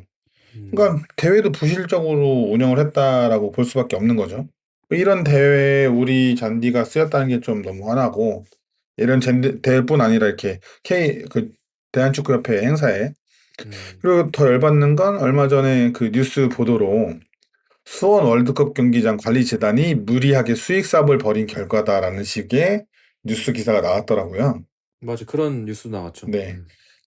분명히 우리가 기억날 겁니다. 빅버드에서 500번째 경기를 앞두고 재단이 난처함을 표명했지만 그 대한축구연맹에서 밀어붙여가지고 우리 500번째 경기를 밀리게 만들고 주중 경기로 만들었던 그런 것들을 계속 해왔으면서 마치 뭐 재단이 무리하게 수익 사업하면서 자기네가 투입한 공사비가 하늘로 증발시켜버린 것 마냥 언론 플레이를 하는 것도 굉장히 어이가 없고 작년에 이제 뭐 계속 우리가 얘기하는 거지만 남의 집 살이하면서 참아가며 만들어 놓은 빅보드 잔디를 반년도 안 돼서 망쳤다는 게 좀 많이 분노하게 되는 지점입니다. 네. 최근 축협이 이 국내 축구의 발전을 앞장서기보다는 방해하는 일에 앞장서고 있는 것 같아요. 할 수만 있다면 제가 시간만 있다면 축협 앞에 가서 1인 시위라도 좀 하고 싶은데요. 소위 이 축구인이라는 사람들이 제발 좀 정신을 차리고 회장부터 시작해서 조직을 좀 싹 갈아엎었으면 최근 좀 지난 말이긴 한데 정상화라는 말이 한때 유행했거든요. 온라인에서. 이 정상화가 꼭 필요한 곳이 또 축협이지 않을까 이런 생각을 하게 됩니다. 네, 물론 그러니까 수원 팬이 아닌 분들의 시각에서는 야, 그게 빅버드가 뭐 수원 삼성 거냐 이렇게 얘기도 많이 하세요. 뭐 재단 거고 뭐 어디 거고 이렇게 얘기를 하는데 저 그 얘기를 하고 싶어요. 뭐 약간 좀 시적인 표현일 수도 있겠지만 이건 팬들 겁니다. 이 수원의 팬들 겁니다. 빅버드는. 왜냐면 그 힘든 거 참아가면서 그 더운 여름에 용인 미르에서 주차하기 얼마나 힘들었어요. 다 가보셨잖아요. 그렇죠. 교통편도 불편하고. 거기서 그 꾸역꾸역 경기 보고 근데 다 참았잖아요. 불평 안 하고. 예? 그래도 우리 홈구장 잔디 좋아진다는데 이러면서 다 참았는데 이거를 한순간에 이렇게 날려버린다는 게 당연히 우리 팬들 입장에서는 화가 나는 거고요. 자국 리그를 무시하는 나라는 축구의 질적인 성장을 할 수가 없습니다. 이 점 다시 한번 협회 또 빅버드 재단에서도 명심해 주셨으면 좋겠습니다. 네, 이슈 사항이 너무나 많아서 갖고 저희가 좀 서론이 길었는데요. 이제 본격적인 또 지난주에 펼쳐졌던 천안전 이야기로 이제 한번 넘어가 보도록 하겠습니다. 오늘은 특별히 이날 경기에 직접 다녀오신 강윤님께서 1일 리포터가 되셔서 현장 분위기를 좀 담아 오셨는데요. 생생한 현장의 목소리 먼저 듣고 계속 이야기 나누도록 하겠습니다. 네, 안녕하세요. 자기소개 좀 부탁드리겠습니다. 안녕하세요. 저는 초등학교 5학년 박세찬이라고 합니다. 네, 오늘 경기 어떠셨어요? 오늘 두 골을 넣긴 했는데 클린시트 못해서 너무 아쉽고요. 마지막에 PK 나올 뻔해가지고 너무 심장 떨리는 줄 알았습니다. 오늘 그래도 이겼는데 선수들에게 응원 한마디. 선수들 오늘 너무 고생하셨고요. 그리고 승격까지 한번 화이팅 해봅시다. 화이팅! 네, 자기소개 좀 부탁드립니다.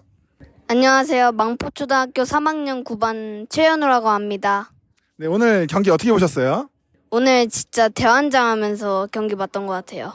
네, 왜 대환장했어요? 선방하고 골 넣고 페널티킥 취소되고 그러면서 대환장했던 것 같아요. 그 대환장. 그래서 오늘 경기 그래도 이겼으니까 기분이 어때요? 기분이 참 좋아요.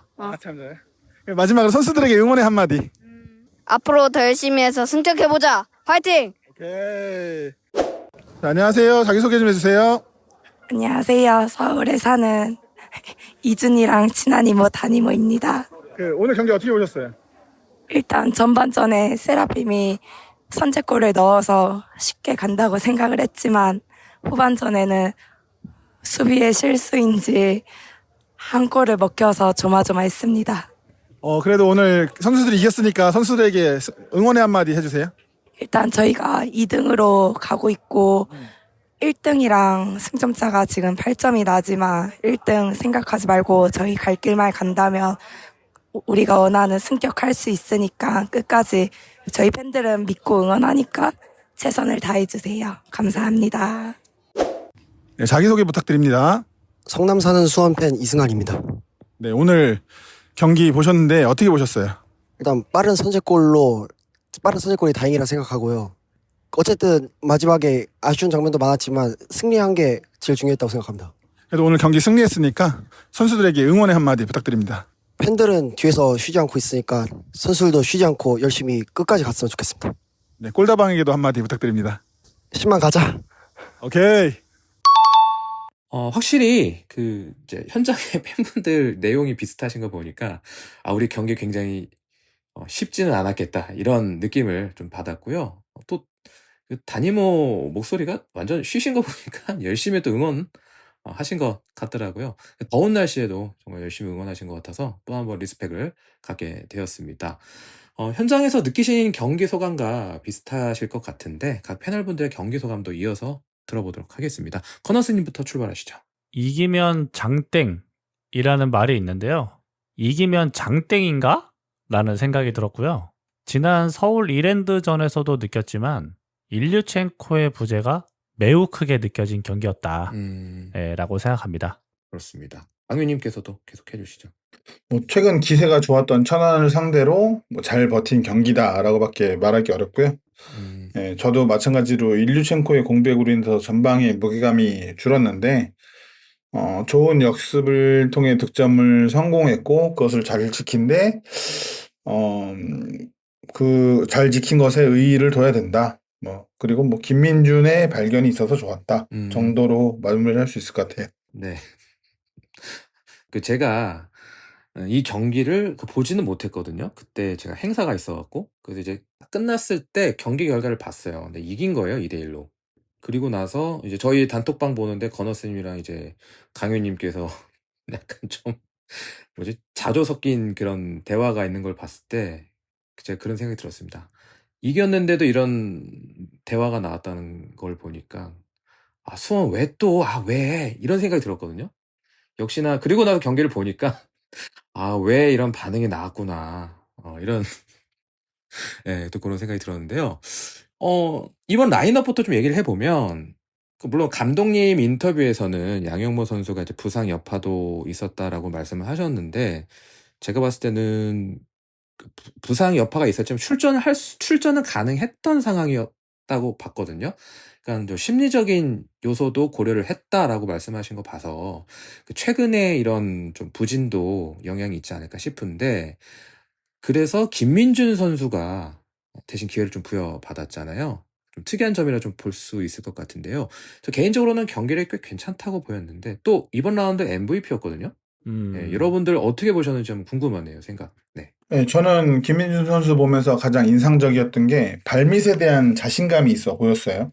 네, 지난 경남에 있을 때 작년 우리가 경남 원정 때도 김민준 선수가 적극적으로 빌드업에 관여하면서 좋은 경기를 하면서 우리를 어렵게 만들었던 게 기억이 나는데 자신을 향해 패스가 오고 또 상대방의 압박이 오는 것에 대해서 두려워하지 않고 적극적으로 빌드업에 참여를 했고 또 저는 현장에서 봤을 때는 경기 중간중간에 손을 크게 흔들면서 자신에게 보내도 된다, 패스를 보내도 된다라는 제스처를 막 취하더라고요.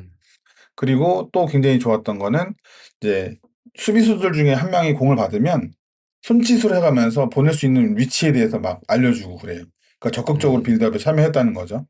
이건 화면에 잡히진 않고 직관 가신 분들은 봤을 텐데 좌측 우측으로 계속 크게 손을 흔들어줘요. 그러니까 빌드업 어쨌든 광연하고 그 패스길에 대해서 자신이 그 리딩을 도와주고 있다라는 것에서 굉장히 인상적이었어요.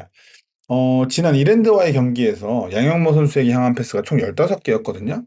네. 근데 이번 천안전에서는 김민준을 향해 패스가 26개가 왔어요. 확 네, 한 거의 2배 11개, 가까운, 예. 11개 정도 늘었고, 뭐 양영모가 기록한 패스가 총 24개였는데 김민준은 30개 정도 기록했으니까 패스도 더 많이 기록했다. 양영모에 비해서 공을 더 많이 받고 더 많이 보냈다라는 점에서만 해도 어쨌든 후방 빌드업에 좀 관여하는 게 많은 키퍼다라는 생각이 들었고요.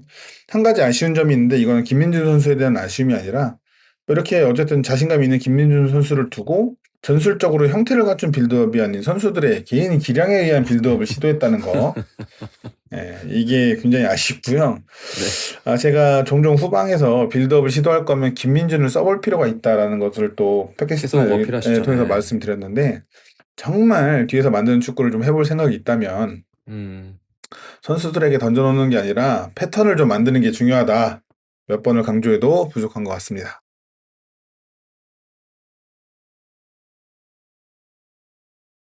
네, 그 양영모 선수하고 김민준 선수하고 볼을 받는 횟수는 되게 비슷해요. 그러니까 평균을 내면.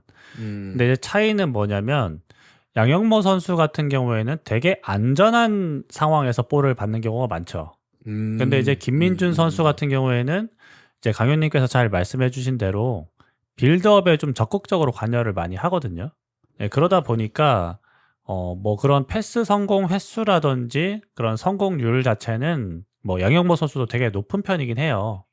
그렇지만 그런 패스를 하는 상황 자체가 양영모 좀 선수는 다르다. 수비적이라면 김민준 선수는 좀 공격적이다. 그래서 후방에서 빌드업을 할 때 우리가 좀 더 안정적이고 더 공격적인 그런 느낌을 이제 받을 수 있다라는 게 가장 큰 차이인 것 같고요. 초반에는 좀 불안했어요, 사실. 김민준 선수가 좀 그랬군요. 긴장도 예. 하고 좀 경기를 되게 오랜만에 나오다 보니까 그런 경기 감각이 감각도 있고, 예. 올라오지 않아서 좀 불안한 모습을 보였었는데요.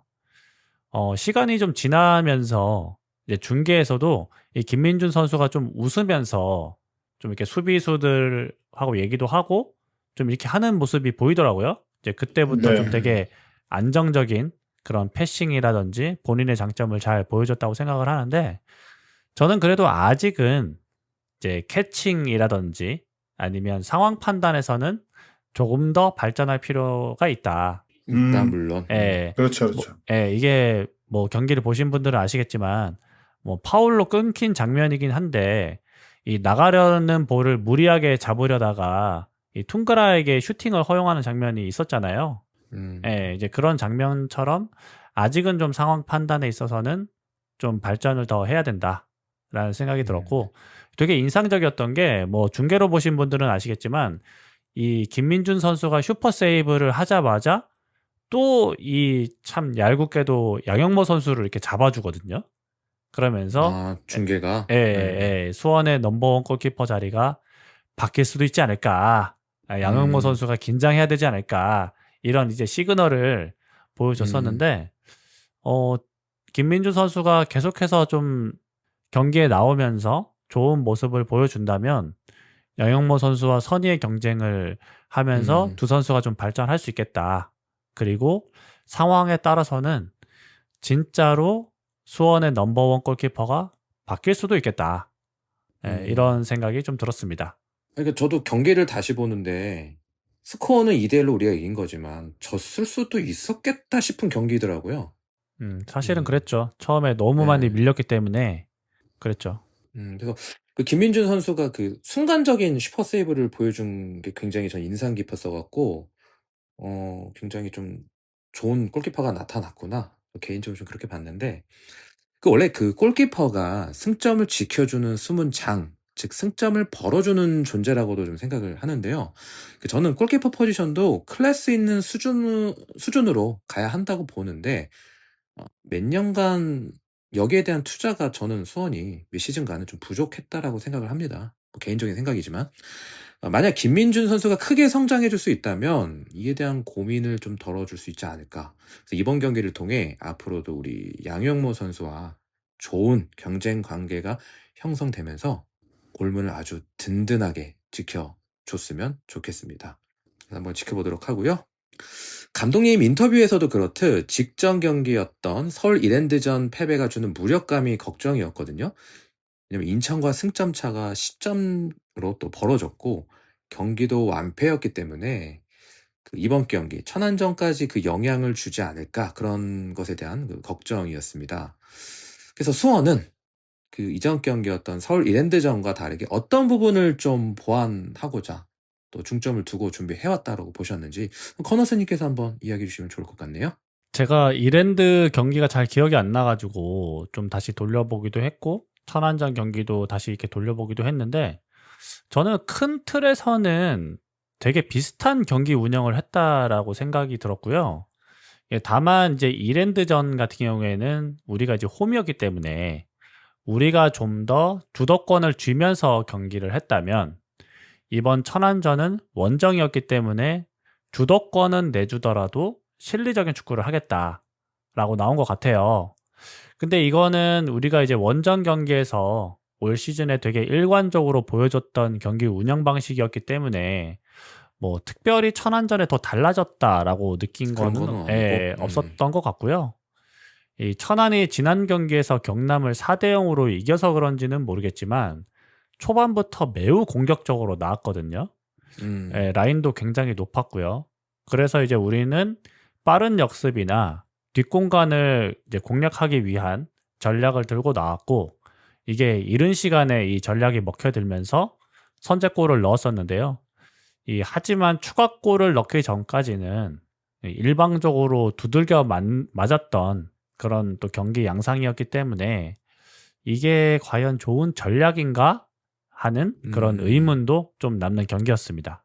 네, 그래서 평소와 약간 일상적인 원정 경기처럼 우리가 좀 실리적인 면으로 준비를 했는데 하필이면 너무 수세에 몰려서 과연 실효성이 있었는가, 효과적이었는가는 좀 의문이 남는다. 이렇게 요약해 주셨고요.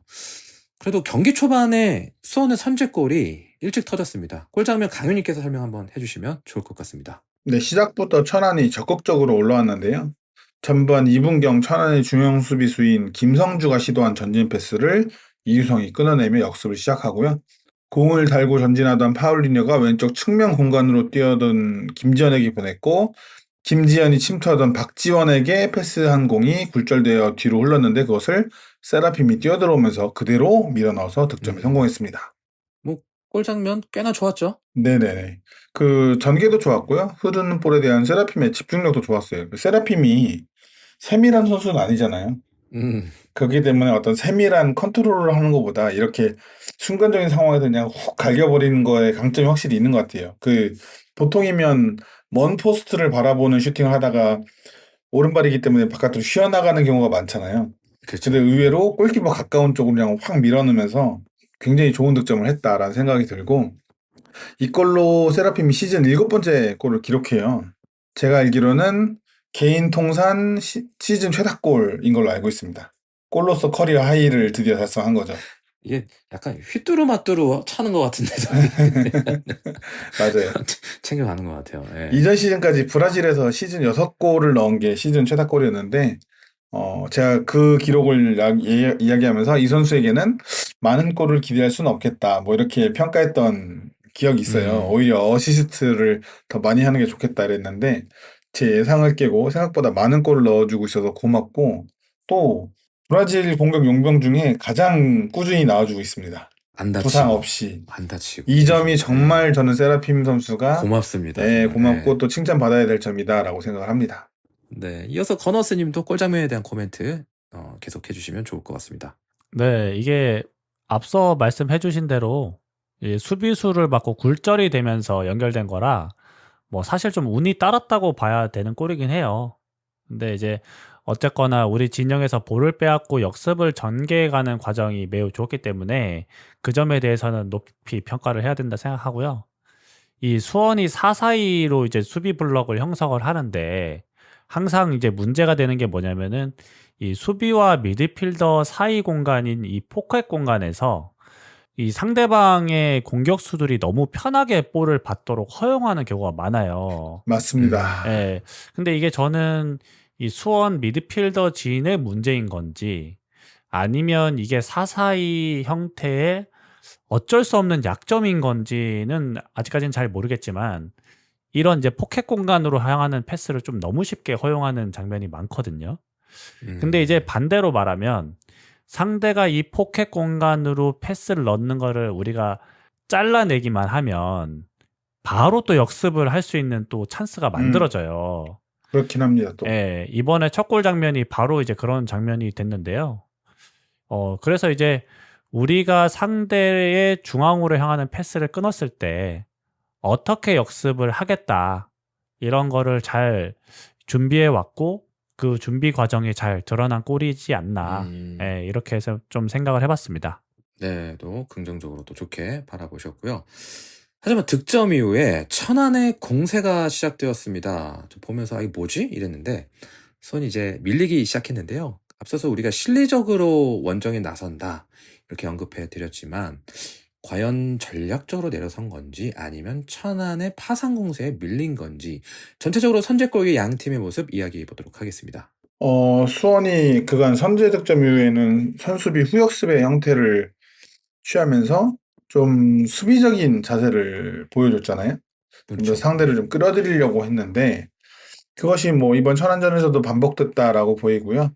반대로 천안은 지난 경남전에 보여준 것처럼 적극적으로 전진하고 라인을 높게 끌어올려서 압박하는 형태를 보여줬습니다.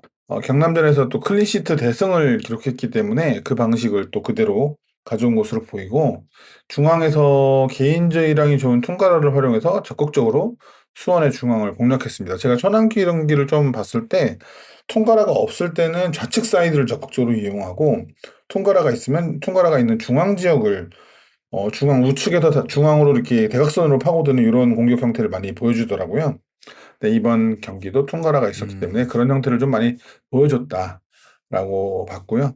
퉁가라가 슈팅으로 이어지는 키패스를 2번 기록하고 공격 진영 내 패스 15회를 기록하면서 천안에서는 최다의 공격 진영 패스와 키패스를 보여줬고 수원의 중앙을 매우 흔들어 놨다라고 봤습니다. 이 천안의 압박에 뒤에서 풀어나간 것에서 공격을 겪으면서 천안의 위협적인 공격들을 허용했지만 어쨌든 골키퍼 김민준의 선방과 두 센터백이 몸으로 막아내면서 무실점으로 전반전을 버텼는데요. 특히 레오 선수는 상대의 슈팅을 몸으로 막는 블락이라고 하죠. 그것을 5회나 기록하면서 상대의 공격 저지하는데 좀 큰 역할을 했다. 뭐 권한규 선수도 마찬가지로 몸 던졌고요. 그렇게 봤습니다. 네, 좋습니다. 하지만 이렇게 전반전에 불안하고 싶을 때쯤, 불안하다 그런 마음이 들 때쯤 그 박지원의 추가골이 터지게 되었습니다. 그 박지원 선수가 이제 감독님 인터뷰에서도 그렇고 이제 마무리가 아쉽다라는 좀 평가가 있었는데 벌써 수원에 와서 2번째 골을 넣었습니다. 저는 선발 출전도 솔직히 예상 못했거든요. 그래서 이 박지원 선수 활약상 어떻게 보셨는지 커너스님 이야기해 주시죠. 네, 이번 경기에서 매우 결정적인 찬스를 놓치면서 본인 스스로 좀 아쉬웠을 텐데요. 다행히 추가골을 넣으면서 좀 만회를 했죠. 이번 경기에서도 몸놀림은 매우 좋아 보였어요. 뭐 스피드나 침투 이런 거는 성남에서 봤던 그런 모습이었는데요. 다만 이제 수원과 성남의 전략이 좀 다르고 또 윙에게 요구하는 역할이 좀 다르다 보니까 아직까지는 100%는 아닌 것 같기는 한데요. 이 시간이 지나면 더 좋아질 거라고 생각해서 좀 기대가 많이 되고요. 이 브루노 실바 선수가 부상을 당하면서 왼쪽에 이제 마땅한 자원이 없어서 계속해서 파울리뉴 선수가 왼쪽에 위치했었잖아요. 그렇죠. 예. 예. 이제 박지원 선수가 있으니까 파울리뉴 선수는 계속해서 이제 공미로 나오지 않을까, 라는 생각이 들었습니다. 이번 경기에도 공미를 나왔을 때 확실히 좋은 모습 보여줬죠, 그죠? 그렇죠. 어쨌든 그 박지원 선수가 이제 활약해 줌으로써 그런 뭐 파울리뉴의 이제 다시 원 위치로 돌아간다든가 이런 또 밸런스, 그러니까 공격적인 밸런스가 잡혀진 부분이 있어서 계속해서 저희도 세라핌 선수가 골을 이렇게 많이 넣을 줄 모르지 않았습니까? 네. 뭐 누가 아나요? 5골 이상 넣어줄지 박지원 선수도. 그렇죠. 기대감이 드는 거는 사실이에요. 네, 기세는 확실히 좋습니다. 네, 계속해서 뭐 골만 넣어준다면 트월킹 뭐 계속 해주는 것도 나쁘진 않습니다. 저는. 네, 그리고 이제 문제 후반전이 들어서서 약간 정신없이 경기가 펼쳐졌습니다. 왜 이렇게 정신없이 경기가 흘러갔을까요? 무더위 때문에 선수들 체력이 지친 건지 정말 위험한 순간들이 많았거든요. 후반전 요약해서 한번 설명 들어보도록 하겠습니다. 예, 전반부터 천안의 전진 압박이 이어졌는데 그것도 후반에 계속됐고요. 우리도 마찬가지로 뒤에서 풀어나가는 것을 어려움을 겪으면서 굉장히 밀리는 경기가 됐습니다. 위에서 말한 것처럼 명확한 빌드업 패턴이 있던 게 아니라 레오나 권한규에게 좀 맡기는 빌드업을 했다라고 저는 좀 봤어요. 그러니까 레오가 어쨌든 킥이 좋아서 굉장히 멋진 킥을 몇 차례 보여주기도 했고 또 이기재를 향한 좋은 전진 패스를 보여주긴 했지만 결국에는 이 빌드업이라는 것의 핵심은 제가 이제 뭐 해외 축구나 이런 걸 보면서 배웠던 것은 프리맨을 한 명 만드는 게 목적이라고 저는 봤습니다.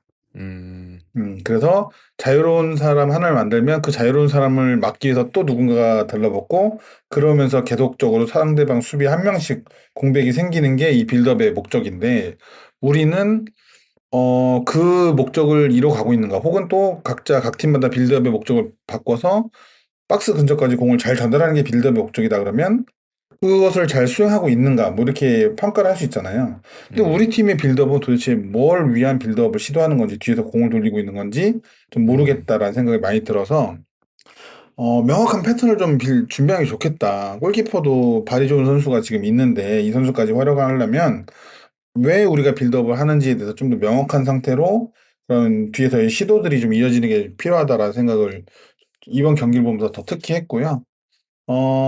천안이 전방 공격수 3명, 거기다가 미드필더나 사이드 풀백까지, 풀백 1명까지 가다면서 압박을 시도했기 때문에 총 4명에서 5명까지 압박이 와요. 그러니까 이것만 벗겨내면 결국 뒤에는 좀 많이 열린다라는 뜻이 되는데, 이것을, 예, 우리가 어쨌든 전반에 뭐, 박지현 선수가 놓친 것까지 3번 정도 찬스를 맞긴 하잖아요? 뒤를 뚫어서. 근데 후반에도 분명히 더 그럴 수 있는 게 많았을 텐데, 일정 시점이 천안의 체력이 좀 떨어지는 시점까지는 계속 밀렸다는 것부터가 좀 많이 아쉬웠다라는 생각이 좀 듭니다. 네, 하여튼 어려운 후반전. 하마터면 질 수 있었던 후반전이었던 것 같고요. 그 2점 차의 리드가 주는 그런 심리적인 요소가 있어서 그런지 결국 또 실점을 하고 말았습니다. 실점 장면에 대해서도 한번 짚고 넘어가 보도록 하겠습니다. 네, 제가 그 장면을 짧게만 설명드리면 후반 78분에 천안의 김성준이 중앙에서 매우 날카로운 침투 패스를 시도했고 그것을 7번 이상준이 받아서 중앙으로 또 낮고 빠른 크로스를 보냅니다. 이 크로스를 막기 위해서 몸을 날린 권한규를 맞고 권한규의 발을 맞고 자책골이 될 수 있는 공을 김민준이 멋지게 막아서 권한규는 살려줬지만 그 공이 브루노 앞에 떨어지면서 매우 쉽게 리바운드 골을 성공시켜버렸습니다. 제가 브루노를 굉장히 낮게 봐서인지 권한규가 안 건드렸으면 김민준이 막을 수 있는 기회가 있었을 거다라는 생각을 좀 하거든요. 이 브루노가 제가 알기로는 김포에 오고 나서도 거의 골을 못 넣고 있다가 이 경기가 천안 데뷔골이었어요. 이 골이. 그래서 굉장히 좀 아쉽다라는 생각이 좀 들었고요. 특히나 직전에 황석호 선수를 투입하면서 5백으로 전환을 했는데 이 5백의 뒷공간으로 침투 패스를 허용했다는 게 매우 아쉽고 결국에는 많이 준비가 되지 않은 5백이다 보니 공간 분배가 아쉬운 게 아니었나 이런 생각을 했습니다. 약간 그런 전술 변화에 따른 그런 미스도 분명히 있었다 이렇게 보시는 것 같고요. 네. 버너스님 또 실전 장면 한번 계속해서 이야기해 주시죠. 뭐 강윤님께서 실점 장면을 잘 설명을 해주셔서 저는 다른 얘기를 조금 해볼까 하는데요. 일단은 기본적으로 그 강윤님께서 말씀해주신 김성준 선수가 이상준 선수에게 내준 패스 자체가 너무 기가 막혔어요. 좋긴 했습니다. 너무 기가 막혔고 사실은 그 앞에 이제 최영준 선수하고 이규성 선수가 되게 가까이 붙어 있어가지고 그 공간으로 패스가 들어갈 거를 아마 아무도 예상 못했을 것 같아요. 그러니까 허를 찌르는 그런 패스였기 때문에 좀 대응이 어렵지 않았나라는 생각도 들고요. 이게 되게 웃긴 게 뭐냐면 우리가 방금 전에 박지원 선수에 대해서 얘기를 했잖아요. 이 박지원 선수가 수비 가담이 되게 좋은 선수라고 하더라고요. 의외로. 실제로 이날 경기에서도 엄청 좋았어요. 네. 실제로 후반전에 박지원 선수가 이 5백의 그러니까 5백의 왼쪽 풀백 위치에 서가지고 수비를 했었거든요. 처음에 후반 시작하자마자.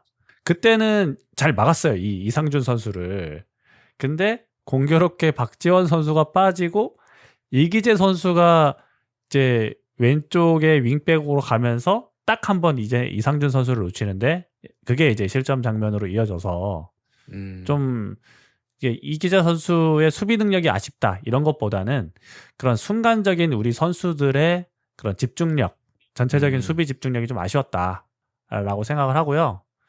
이 권한규 선수의 자책골을 김민준 선수가 잘 막아줬는데 똑같이 예, 이제 뭐 공교롭게 브루노 선수 앞에 떨어지면서 실점을 했는데 뭐 레오 선수가 앞에서 좀 적극적으로 가서 조금만 빨리 물렀더라면 그 패스기를 사전에 좀 차단할 수 있지 않았을까라는 그런 아쉬운 생각도 드는데요. 애초에 그 시작이 됐던 패스 자체가 너무 좋았기 때문에 좋았다. 예, 저는 그 패스가 딱 들어가자마자 와 이건 먹혔다라는 생각을 했었어요. 야 이거 들어갔다. 근데 뭐 그래서 뭐 좀 아쉽지만 상대가 너무 잘했다. 먹을 거 먹었다. 예, 먹을 거 먹었다. 예, 이런 생각이 들었습니다. 그 상대 그 크로스도, 그러니까 땅볼 크로스도 굉장히 날카롭게 오지 않았나요? 이게 원래 그쵸. 그 예. 키퍼와 그 센터백 수비 사이에 사이, 네. 가장 위협적인 자살골 유도하기도 쉽고 그렇죠. 하필이면 또 그렇게 와가지고 예. 원래는 상대 자살골이 잘하고. 들어갔었어야 되는 거죠. 그거를 이제 김민준 맞아요. 선수가 살려준 건데 네. 하필이면 이제 거기 앞에 떨어져서 실점을 한 거라. 예. 이 운이 정말 좋은 게 보통 그런 상황에서 브루노 실바가 아니죠. 그냥 브루노죠. 브루노 선수가 보통은 지나쳐요. 그래서 혼자 골대에 들어갑니다. 근데 하필이면 정확하게 그 본인 발 앞에 떨어지는 게 이 그러니까요. 선수한테 보통 찾아주지 않는 운이 크게 따라왔다. 뭐 이런 생각밖에 안 드네요. 근데 저는 그 장면에 그런 생각도 들었어요. 이게 공이 딱 왔을 때 이제 권한규 선수 발에 맞았을 때 먹었다. 이걸로 먹은 건가? 이랬는데 그걸 또 김민준 선수가 쳐내더라고요. 그렇죠. 걷어냈죠. 예. 네, 그래서 저는 잘 막았다 이거는 이런 생각이 좀 그게 보이더라고. 어차피 먹긴 먹었는데 맞아요. 그래도 안 먹기 위해서 끝까지 발버둥을 키퍼가 쳤구나. 예, 그런 굉장히 좋게 봤어요. 저는. 그래서 김민준 선수가 되게 좋게 보이더라고요. 오히려. 뭐 안타까운 실점 장면이었던 것 같습니다. 그리고 또 후반전에는 특이한 점도 있었죠. 김상준 선수가 진짜 오랜만에 출전한 것 같은데요. 원래는 이제 성남인가요? 그 이적이 거의 확실시 됐으나 이제 잔류하는 것으로 결정이 됐고 공격적인 포지션으로 나온 것 같거든요. 선수의 인터뷰도 보면은 작년부터 슬슬 이제 윗선에서 뛰는 걸 좀 원하신다라는 이야기도 있었고 요 장면, 이 공격적으로 뛰었던 것 어떻게 보셨는지도 한번 의견 들어보도록 하겠습니다. 네, 이날 김상준 선수가 후반 80분경에 이제 김지현 선수와 교체가 되면서 약 18분 가량을 소화했는데요. 공격형 미드필더도 아니고 공격수로 나와서 되게 좀 의아했어요. 스트라이커로 네, 그냥 뛴 거죠. 예. 그렇죠. 말씀하신 대로 공격수로 이제 포지션 변경이 이루어진 것 같은데 이게 과연 선수에게 좋은 선택인가? 라는 생각이 좀 들더라고요. 이제 물론 뭐 원래 포지션인 이 미드필더 포지션에 있으면 사실상 우리 팀에서는 뭐 3순위도 아니고 거의 5순위에 가깝기 때문에 이 팀에 남아있는 이상은 뭐 리그 경기에서 뛸 가능성은 사실 제로에 가깝다고 봐야 되거든요. 예. 이 김상준 선수를 제가 나무위키에서 검색을 해보니까 원래는 이제 뭐 미드필더 이렇게 써 있어야 되는데 이제는 이제 유틸리티 플레이어로 바뀌어 있더라고요. 그래서 그건 좀 이상한데. 네, 그러니까 되게 좀 재밌었고 아래 이제 상세 내용에 이제 써놓은 걸 보니까 이제 똑같은 말이 써 있어요. 어차피 미드필더로 뛸 가능성이 없으니 선수 입장에서는 뭐라도 해보는 게 나을 것이다. 네, 그러니까 포지션 변화가 좀 긍정적이다 선수에게는 이렇게 써 있었는데 이 과연 진짜 그럴 것인가라는 생각이 좀 많이 들었고요. 이 물론 포지션 변경을 해서 잘 된 케이스가 많잖아요. 그렇죠. 예. 근데 이제 김상준 선수도 기본적으로 이제 시야도 좋고 뭐 패스 능력도 좋고 또 활동량도 예, 좋고요. 경합 능력도 좋고 하기 때문에 이게 연계형 공격수로도 잘 성장할 수 있지 않을까 하는 생각도 들지만 이게 오랜 기간 동안에 경기를 나오지 못하고 있어서 혹시라도 이도저도 아닌 선수가 되지 않을까라는 물론 그런 그런 점도 예, 걱정되죠. 예, 우려가 되고요. 만약에 이제 김상준 선수가 이적을 한다거나 혹은 감독이 바뀌게 됐을 때 새로운 감독이 상준아, 너는 미드필더야. 무슨 공격이니? 라고 해버리면 이게 선수 입장에서는 이제 최악의 상황이 되는 거잖아요. 그렇죠. 예. 그래서 뭐 포지션 변경을 어쨌든 했으니까 수원에서는 이 하반기에는 출전 기회를 늘려서 좀 좋은 모습을 보여줬으면 좋겠다라는 생각이 좀 들었습니다. 근데 이거 공격수 자원으로 포변을 해도 지금 딱히 자리가 그렇게 녹록치는 않지 않나요? 뭐 인류 김지현을 뚫고 들어갈 만한. 그러니까 3옵션이 될 텐데 근데 이제 김지현 선수가 원톱으로 나오는 경우는 잘 없잖아요. 지금 현재 뭐 2선에서 기용되는 경우도 있고 하니까 그렇게 된다면 뭐 김지현 선수나 일류첸코 선수의 체력을 대비해서 이번 경기처럼 교체로 투입될 가능성은 있지 않을까? 라는 생각이 들더라고요. 그래도 예. 미드필더로 뛰는 것보다는 기회가 더. 그렇죠. 예, 제가 안 그래도 지난 경기인가 지지난 경기인가부터 이 교체 명단에 들어가길래 웬일이지? 왜 교체 명단으로 들어갔지? 이제 미드필더가 그때 최영준 선수인가? 이민혁 선수인가? 있었는데 김상준 있었는데, 선수까지 있길래 되게 좀 의아하다라는 생각을 했었는데 아마 그때부터 공격수로 이제 교체 투입을 하기 위한 그런 이제 교체 명단이 아니었을까라는 예, 생각이 들더라고요. 지금 생각해 보니까. 그렇네요. 네. 강유님은 좀 어떠셨어요? 지난 시즌 말에 우리가 공격이 안 풀릴 때 김상준 선수를 전진시키면서 김현과 트윈타워를 구축했던 걸 기억하시는 분들이 있을 텐데요. 실제로 이제 시즌 말에 있었던 충남 아산전에는 멋진 결승골까지 기록하면서 공격수 자리에서도 꽤 좋은 모습을 보였죠. 그래서 뭐 지미스님이 계속 혼자만 밀고 있는데 콜팔모라고 아직도 밀고 있습니다. 콜팔먼지, 팔콜먼지 하여튼. 근데 뭐 인터뷰도 언급하셨는데 것처럼 훈련 중에 공격수 역할을 좀 지시받았다고도 하고 또 그 자리에서 꽤 잘해줬다라고 하더라고요. 그래서 이런 시도를 한 게 아닌가라고 보여지고 또 현장에서 봤을 때 프로필상 김상준이 185cm에 75kg예요. 근데 이거보다 좀 더 벌크업한 듯이 몸이 더 당당해진 느낌이 있더라고요. 그래서 그런 것을 좀 대비해서 좀 벌크업을 한 건가 싶기도 해서 뭐 쓸 수는 있겠다라는 생각이 들지만 어쨌든 이 선수가 전문 골잡이는 아니기 때문에 자리에 적응하려면 시간이 꽤 걸리잖아요. 그렇죠. 그래서 일류첸코가 이제 곧 복귀할 수 있기 때문에 이 전환을 지속적으로 시도할 것인지에 대해서는 좀 의문이 있습니다.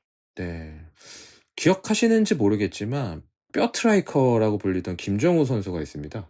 네, 김정우 선수가 원래는 중앙 미드필더, 수비형 미드필더를 보다가 상주 상무에서 이제 스트라이커 자원이 없으니까는 그냥 땜빵으로 섰는데 득점왕을 위협할 정도로 득점 가도를 달린 그쵸. 적이 있어서 뭐 하나 얻어 걸렸으면 좋겠어요. 김상준 선수가 갑자기 미친 듯이 저는 아직도 그때 그 충남 아산전 때 그 가슴 가슴으로 트래핑, 트이하고 왼발 바로 슛. 저는 그 골 보고서 완전 스트라이킹이라는 생각이 들었거든요. 그래서 그래도 가능성은 있지 않을까. 좀 아직은 기대를 계속 하고 있어갖고 선수도 좀 잘 됐으면 좋겠거든요, 정말. 맞습니다. 네, 또 얼마 남지 않은 또 메탐이기도 하고, 하여튼 잘 됐으면 좋겠습니다. 그래서 열심히 하셔가지고요, 그 기회 또 생기면은 스트라이킹 하셔가지고 또 승격하는데 봄에 이제 골을 좀 넣어주셨으면 좋겠습니다. 네, 이렇게 천안전 승리 소식까지 다뤄봤고요. 마지막으로 간만에 MOM 한번 뽑고 마무리하시죠. 각자 어떤 선수로 뽑아주실 건가요? 강윤님부터 하실까요? 제가 근 한 달여 만에 직관을 했는데요. 현장에서 보니까 굉장히 더더욱 눈에 띄는 선수가 있었습니다. 누굽니까?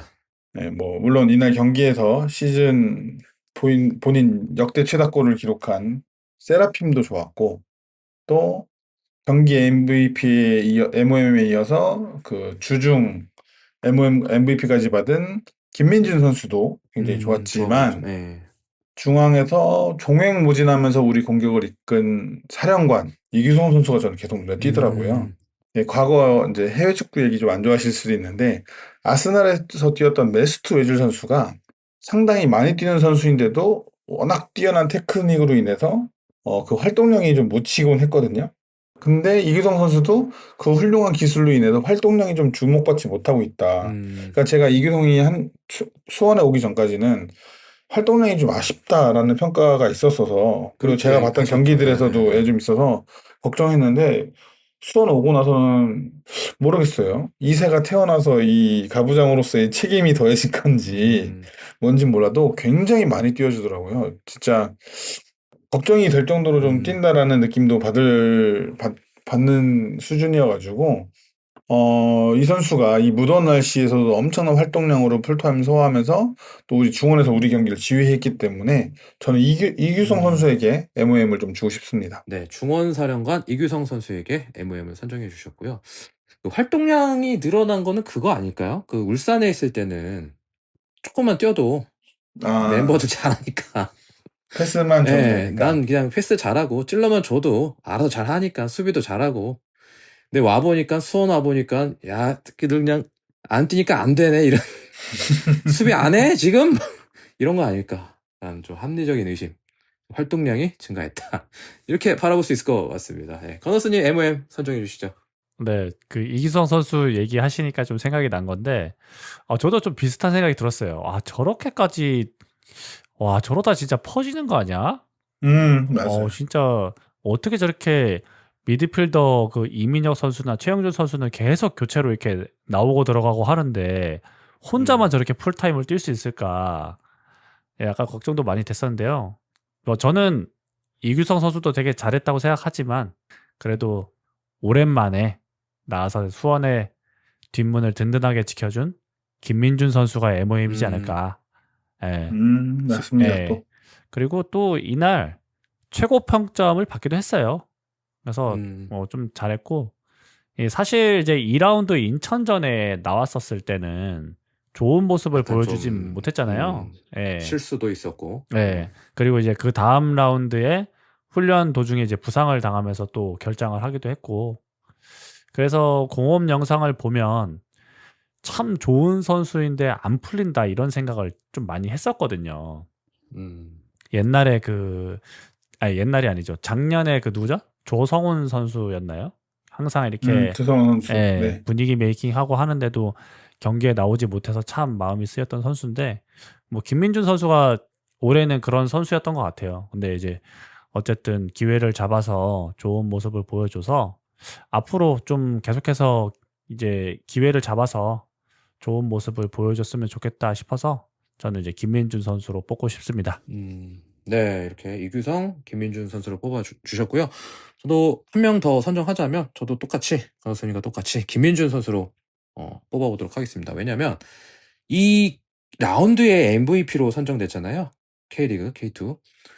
이 MVP가 이 선수에게 엄청난 자신감을 가져다 줄 겁니다. 그리고 역대 그 좋은 팀들의 좋은 골키퍼들이 등장할 때는 또 앞선 좋은 골키퍼들을 실력으로 어떻게 보면 밀어내고 등장했거든요.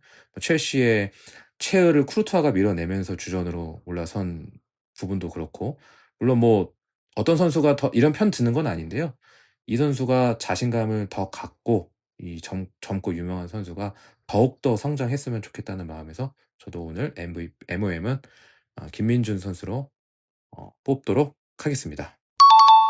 자, 이제 천안전 이야기는 여기까지 하도록 하고요. 바로 안산전 이야기로 넘어가도록 하겠습니다. 그 지난 라운드에서 서울 이랜드가 인천과 무승부를 기록하면서 승점 차는 다시 8점 차까지 일단은 줄어든 상태입니다. 그런 상태에서 앞으로 우리의 승점 관리 매우 중요할 것 같은데요. 아직 포기할 단계가 아니기 때문입니다. 그리고 만나는 상대는 홈에서 안산을 상대하게 됩니다. 우리 개막전 경기가 또 안산이었잖아요. 정말 오랜만에 만나는 것 같네요. 최근에 안산은 어떤 모습인지 한번 살펴보도록 하겠습니다. 네, 안산이 최근 6경기에서 4무 2패인데요. 4무를 하고 2패를 했기 때문에 분위기가 좋지 않다라고 생각할 수도 있을 것 같아요. 근데 이제 비긴 팀들을 보면 천안, 경남, 이랜드, 김포. 진 팀은 인천과 충북, 청주인데요. 제가 인천과 안산과의 경기를 보니까 그 해설위원분이 안산이 5월인가에 전술을 바꾸면서 그 전에 쌓았던 승점이 4점이었는데 그 이후에 쌓은 승점이 16점이다. 라는 이제 코멘트를 한 걸 제가 이제 들었어요. 기억이 나는데. 그리고 이제 안산이 최근 경기에서 계속해서 또 골을 넣고 있거든요. 맞습니다. 예, 그래서 최근 경기의 결과나 이런 것만 보고 쉬운 상대라고 착각하면 안 된다라는 생각이 들고요. 이 작년 마지막 이제 경기에서 우리를 힘들게 했던 안산, 또 올 시즌 개막전의 그런 안산의 모습을 떠올리면서 좀 철저하게 준비를 할 필요가 있다라고 생각합니다. 확실히 작년 마지막 경기도 어려웠고, 그죠? 음, 예, 올해 그 개막전도 1대0 스코어도 승리. 그렇고, 예, 손쉽지는 않았어요. 예. 그렇다면 그 안산의 어떤 선수가 좀 가장 조심해야 되는 선수인지 또 한번 짚어보도록 하겠습니다. 네, 안산은 정말 신기하게도 이 수비수인 김현태 선수가 팀 내 최다골 득점자이자 또 슈팅을 가장 많이 시도한 선수거든요. 뭐 중앙 미드필더로도 나오긴 하는데 좀 특이한 일이긴 하죠. 네, 수비수로 나오는데 어쨌든 이 김현태 선수를 좀 조심해야 되는데 이 선수가 이제 공격 상황에서 어느 순간 올라가서 또 슈팅을 하고 내려오고 막 그래요. 네, 그래서 지난 경기인 충북 청주와의 경기에서도 팀 내에서 가장 많은 3회 슈팅을 또 시도하거든요. 근데 또 그 3회 슈팅이 다 유효슛이었어요. 그래서 이 선수의 이런 공격 가담 이런 것들을 좀 조심해야 되지 않을까라는 생각이 들었고요. 뭐 외인 중에서는 역시나 이 사라이바 선수를 좀 조심해야 되지 않을까 이렇게 생각합니다. 네, 강유님 이어서 해주시죠. 정말 딴소리인데 사라이바라는 이름이 굉장히 낯이 익다. 그런 생각을 옛날부터 했거든요. 근데 갑자기 오늘 지금 순간 떠올랐어요. 그 테니스 선수 중에 사라포바라는 선수가 있었잖아요. 아, 그렇죠. 그것 때문에 이 사라이바가 좀 익숙한 게 아닌가. 이 선수가 경남에 있다가 올 시즌 온 선수잖아요. 맞아요. 네, 그래서 한국 적응이 끝났고 초반에 좀 괜찮은 거 했더니 지금 다시 또 헤매는 것 같아서 우리랑 경기할 때는 계속 좀 헤매줬으면 좋겠지만 어쨌든 도움 4도움으로 팀 내 최다 도움이긴 해요. 그러니까 이 선수의 발끝도 좀 조심해야 된다. 근데 저는 뭐 골키퍼 이승빈 선수가 또 안산하면 좀 주목받잖아요. 작년에 우리랑 링크도 있었고 또 나이가 꽤 있는 편인데도 굉장히 잘해주고 있기도 하고요. 아니면 요즘 경기 보니까 최근 5경기 정도를 제가 돌려봤는데 우리 팀에 있었던 그 류승환 선수가 또 좀 맞아, 측면에서 맞아, 맞아. 에너지 예, 있게 예, 예. 해주더라고요. 17번인가 달고 많이 뛰고 전방에서 압박도 해주고 또 뒷공간도 많이 노려주면서 뭐 이 선수도 굉장히 괜찮다 싶지만 냉정하게 뭐 인천의 무고사, 수원의 일류첸코 할 정도로 그 급은 아니다. 눈에 띄고 번뜩이는 선수는 솔직히 없어요. 냉정하게. 무시가 아니라 그냥 객관적으로. 네네네네. 근데 그래도 한 명을 꼽자면 저는 3백의 중앙에서 경기를 조율하고 매서운 킥으로 상대의 뒷공간을 활짝 열어버리기도 하는 조지훈 선수를 좀 꼽고 싶은데요. 아, 요즘에도 계속 나오나 보네요. 주전 센터백이에요. 왜냐면 네. 우리 첫 경기 때 되게 잘했잖아요. 네, 그 폼이 계속 이어지고 있어요. 지금 뭐 하위권 팀이라서 선제 실점 이후 상대를 따라가는 상황이 많고 그래서 소유하는 시간이 많아서 안산의 패스 지표 자체가 하위권 팀 치고는 꽤 좋은 편인데 특히 조지훈이 시즌 총 761개 경기당 34.5개로 앞으로 공격을 전진시킨 전진 패스, 전방 패스가 리그 전체에서 1위입니다.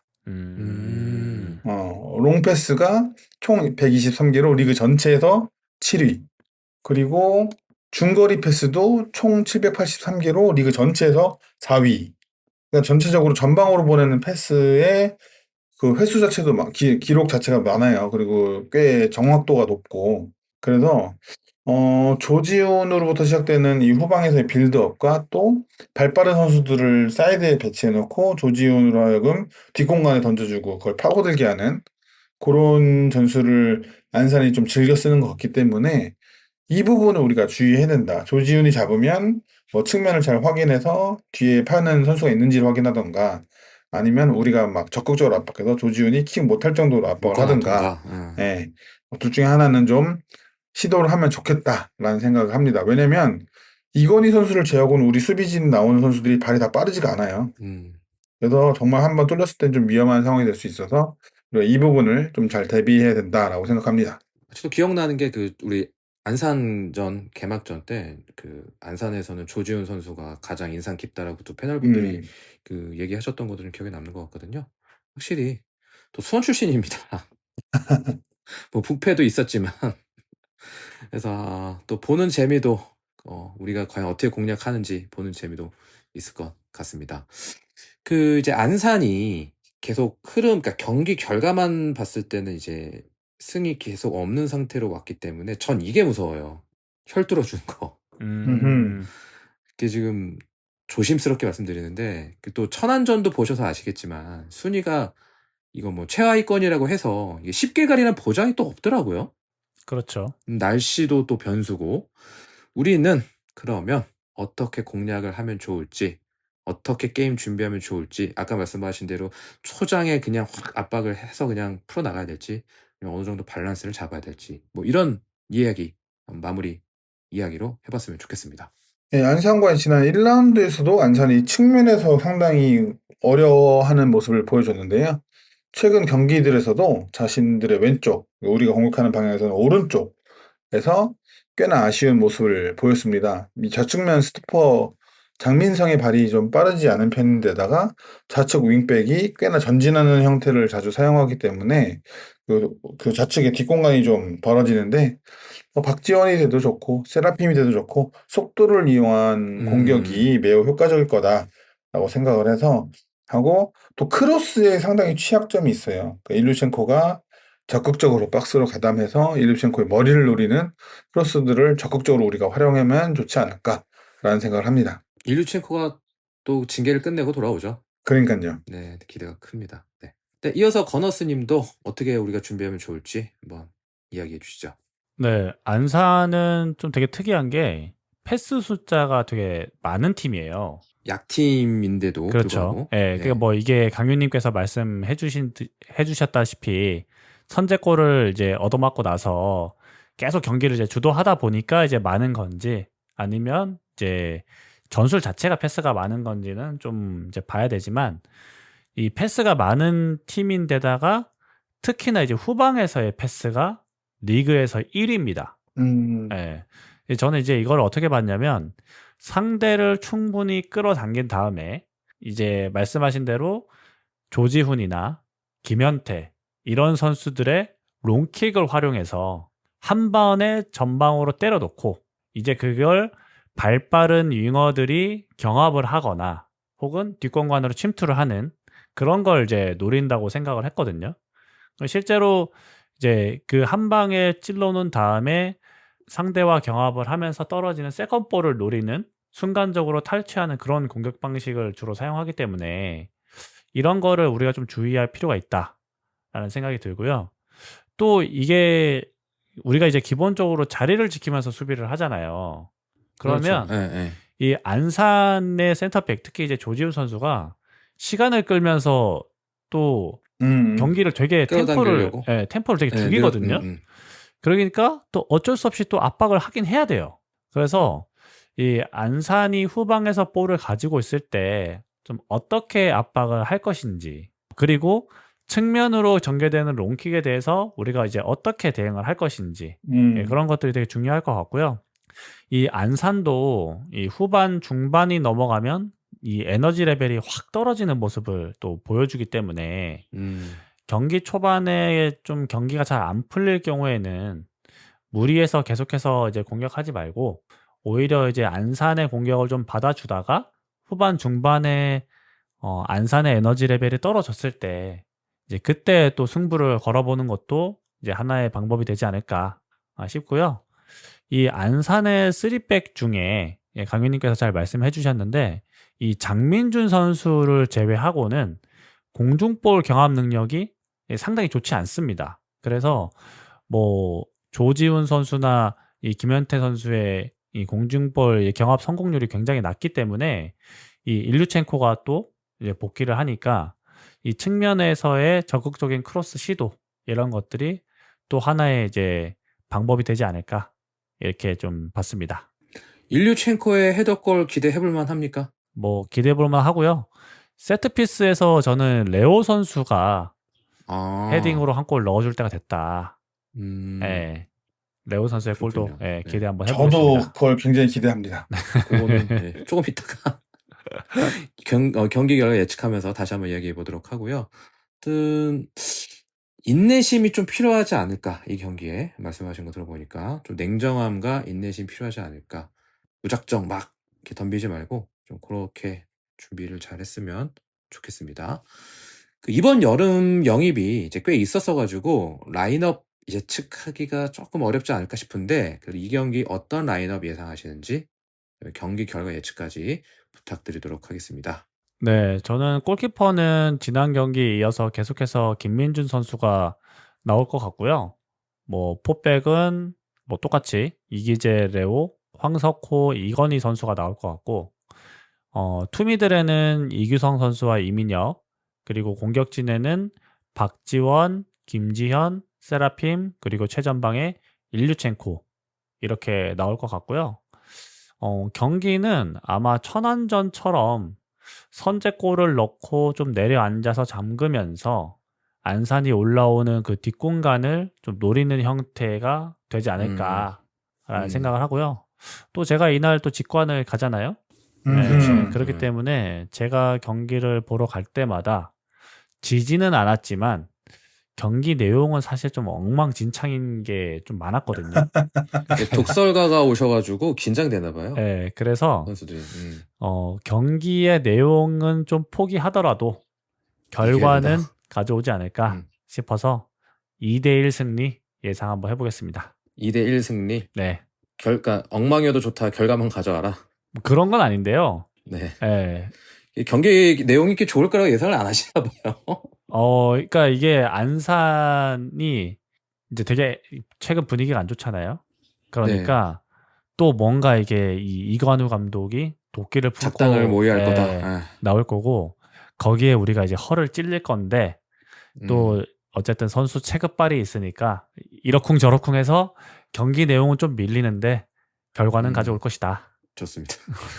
그러면 레오가 이제 세트피스에서 결승골 헤더골 넣는 걸로. 좋죠. 네. 네, 그렇게 해서 2대1 승리 예측해 주셨습니다. 강윤님 예측까지 한번 들어보죠. 중앙에 파울리뇨가 나오는 형태가 확실히 좋아 보이는데, 부상이 좀 있죠. 저희가 녹음일 기준으로 어제인 8월 4일 월요일 날 코뼈 수술을 할 거다라고 발표가 나서 이 결과가 어떻게 되는지 모르겠어요. 그 인터뷰는 굉장히 멋있었죠. 코로 하는 게 아니다, 발로 하는 거다, 축구는. 자기는 얼마든지 뛸 수 있다라면서 코가 안 좋은 상태인데도 천안전에서도 뛰었고, 또 그때 경합으로 얼굴을 부여잡고 쓰러지기도 해서 또 많이 놀랐는데, 좀 빨리 쾌차를 했으면 좋겠고, 그래서 아무리 빨리 낫는다 해도 선발 출전은 어렵지 않을까.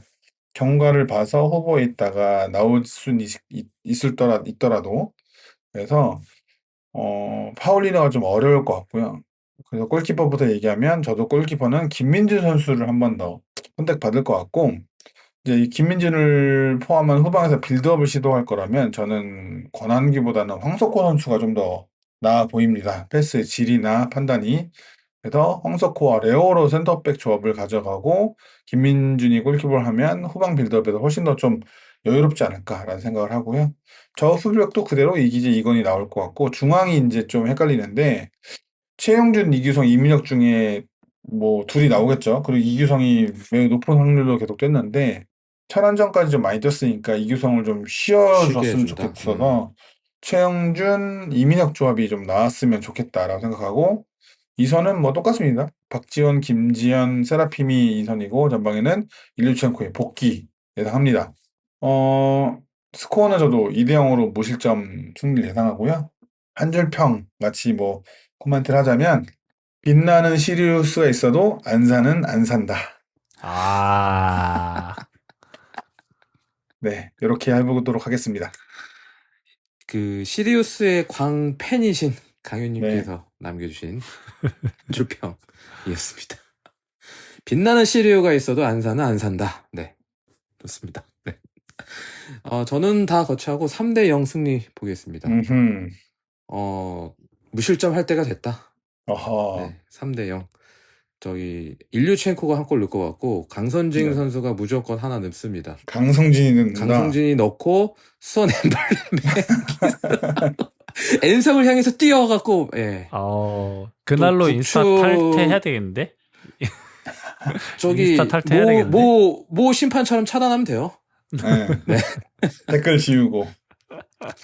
고소당하려나? 네. 어쨌든 제가 그 날만을 고대하고 있기 때문에 네. 강성진 선수의 득점을 기원합니다. 네. 한 골은, 삼- 한 골은 더. 근데 박지원 선수가 이 기세 타서 또 연속골? 하나 넣을 것 같아. 느낌상. 박지원, 인류, 강성진 마무리 해갖고 세 골. 강선진이 골 딱 넣고 N석을 향해서 포유하고 엠블렘에 가슴 탕탕 친다든가 뭐 이런 거 있잖아요. 그래서 뭐 그날은 국축이 또 뒤집어지는 날이지 않을까. 좋습니다. 네, 뭐 계속 지르다 보면 언젠가 한번 나오겠죠. 뭐 네. 예, 기대감에 던지는 거니까요. 뭐 여러분도 너무 큰 기대하지 마시고요. 하나 얻어 걸리겠죠. 네. 그래서 무실점할 때가 됐다. 강성진의 득점을 기대하면서 3대 0 예측을 해봤습니다. 작년에 마지막 경기를 안산과 했었을 때 동기부여가 없는 팀이었음에도 불구하고 우리를 상대로 안산이 정말 좋은 경기를 했었거든요. 우리도 꽤나 고전했던 경기였습니다. 즉 쉽게 보면 안 된다는 말입니다. 이제부터는 한 경기 한 경기 진짜 준비 잘 하셨으면 좋겠습니다. 오늘 정말 긴 시간, 오랜만에 만나서 그런가 긴 시간을 함께 호흡하며 팟캐스트 진행하였는데요. 저희가 못 본 지도 벌써 시간이 꽤 지난 것 같더라고요. 얼른 경기장에서 다 같이 만나서 응원할 수 있었으면 좋겠습니다. 앞선 오프닝 멘트에서 더운 날씨에 대해서 말씀드렸습니다만 이제 무더위도 정점을 찍고 있습니다. 폭염의 기세도 이제는 서서히 꺾이게 될 텐데요. 이 무더위 속에서도 지난 천안 원정에서 경기장을 가득 메운 우리 동료들을 보며 제 가슴도 함께 미칠 듯이 뛰었던 것 같습니다. 숨조차 쉬기 힘든 요즘 우리 수원 축구로 숨 막힐 정도의 하드코어한 압도적인 축구를 보고 싶습니다. 뜨거운 여름 우리 더욱 뜨겁게 이 팀을 사랑합시다. 오늘도 무사히 팟캐스트를 마무리하게 되어서 너무 좋은 것 같고요. 앞으로 더욱 여러분들과 좋은 축구 이야기로 여러분들의 곁을 지켜드리도록 하겠습니다. 오늘도 골다방 크루와 함께 해주셔서 감사합니다. 날씨가 오락가락하는 요즘입니다. 불쾌지수도 상당히 높은데요. 다가오는 토요일 안산을 화끈하게 잡아내고 기쁜 마음으로 컴백 홈 했으면 좋겠습니다. 빅버드에서 만나요. 안녕.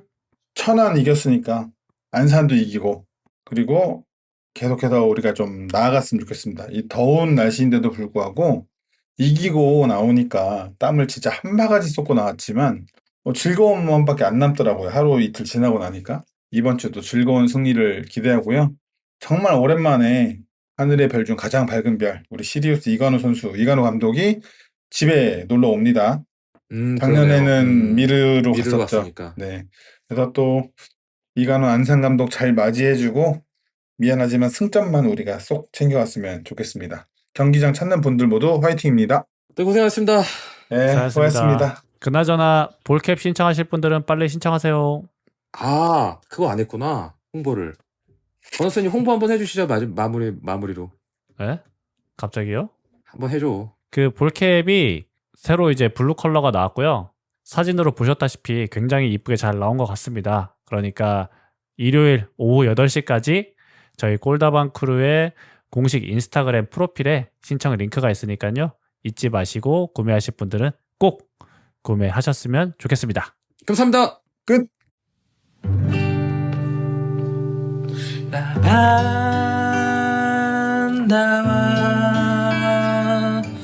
바다를 넘어 여행을 떠나자. 나의 마음의 완이를 또 한 번 더 하얗게 눈이 내리던 그날처럼 나의 마음의 소원을 또 한 번 더 저 하늘의 끝으로 날 데려가. 라반다와 저 바다를 넘어 여행을 떠나자. 나의 마음의 완이를 또 한 번 더 하얗게 눈이 내리던 그날처럼 나의 마음의 소원을 또 한 번 더 저 하늘의 끝으로 날 데려가. 라반다와 저 바다를 넘어 여행을 떠나자. 나의 마음의 완이를 또 한 번 더 하얗게 눈이 내리던 그날처럼 나의 마음의 소원을 또 한 번 더 저 하늘의 끝으로 날 데려가.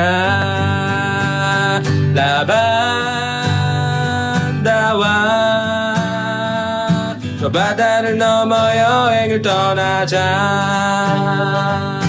나의 마음의 완이를 또 한 번 더 하얗게 눈이 내리던 그날처럼 나의 마음의 소원을 또 한 번 더 하늘의 끝으로 날 데려가.